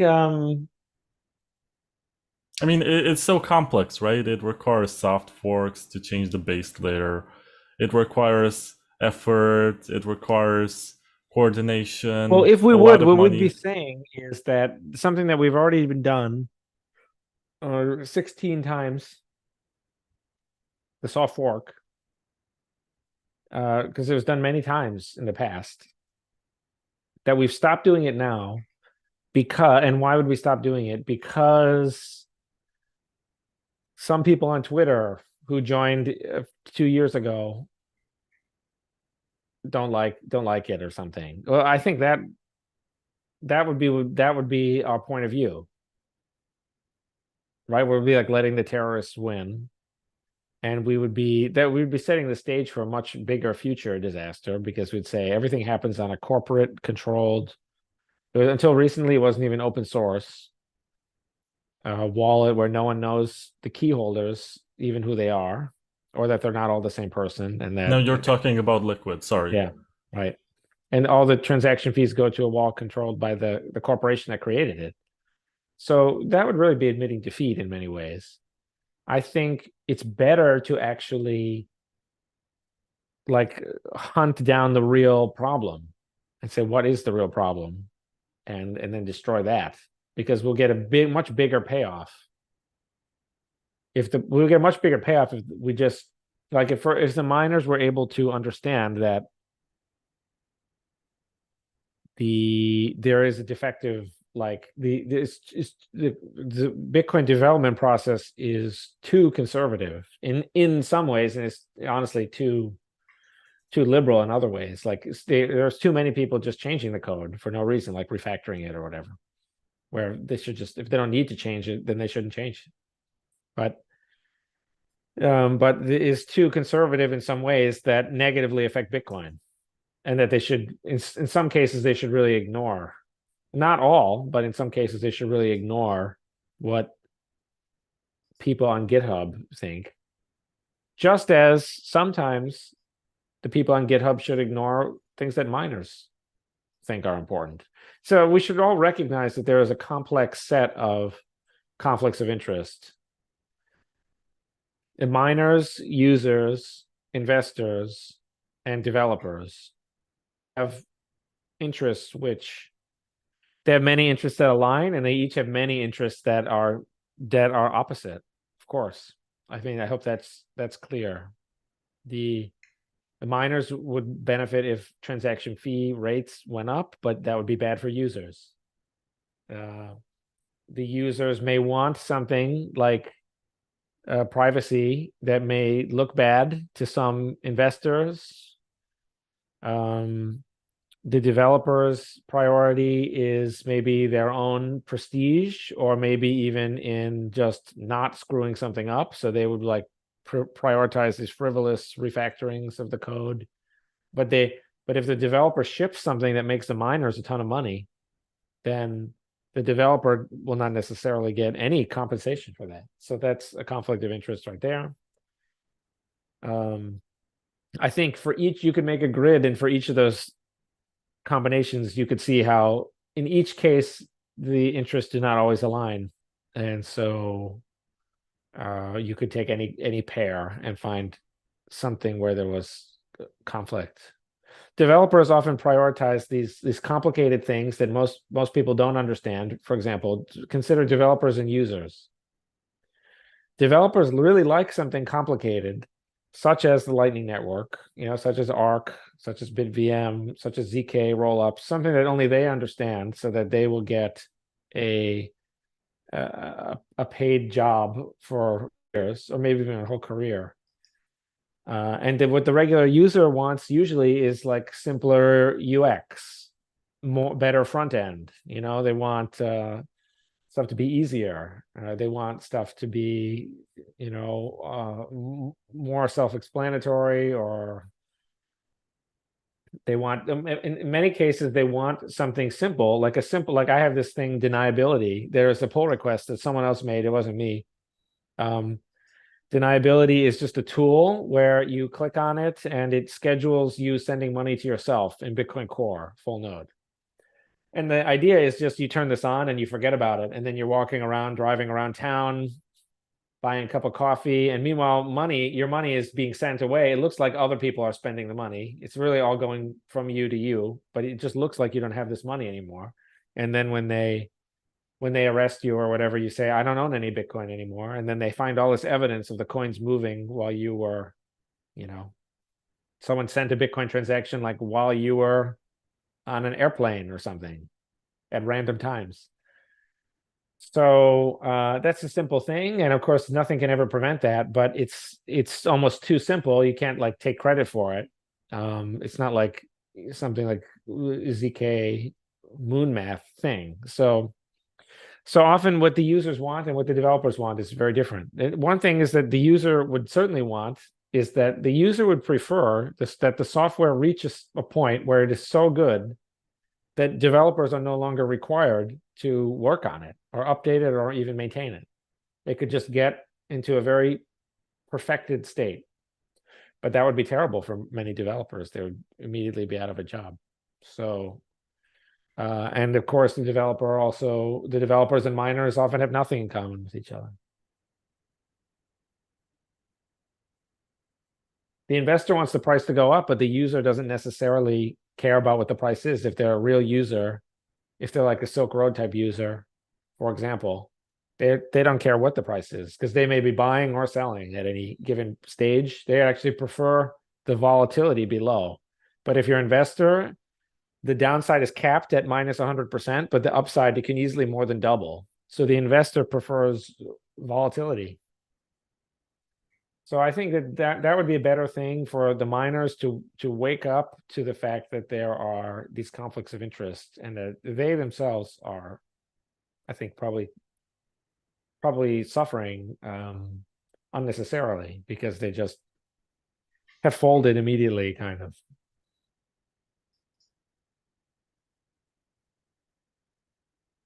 Yeah, someone on Twitter actually said, wait, I should read the actual comment. Where is it? Oh yeah. So Sid Too Cool said, big brains talking right here. How do we solve the problem of no one listening? And he makes a good point, because in the 3 hours during which we have been talking, we had 71 listeners on YouTube, and 11 of them are still online. So thank you guys. You're the real heroes. And on Twitter, I think the algorithm has buried the post long time ago. Last time I checked, there were 1-2 people listening. So I don't count on Elon's platform for live streams, but still, the question is valid, but at the same time, what I've learned in 5 years of doing this podcast is that it's not quantity that matters, it's quality. It's not a matter of how many thousands of listeners you get. It's all about who's listening. Because I think if you though get a it's only a listener matter. who's involved and knows how to use this information, it's a net benefit for everyone involved.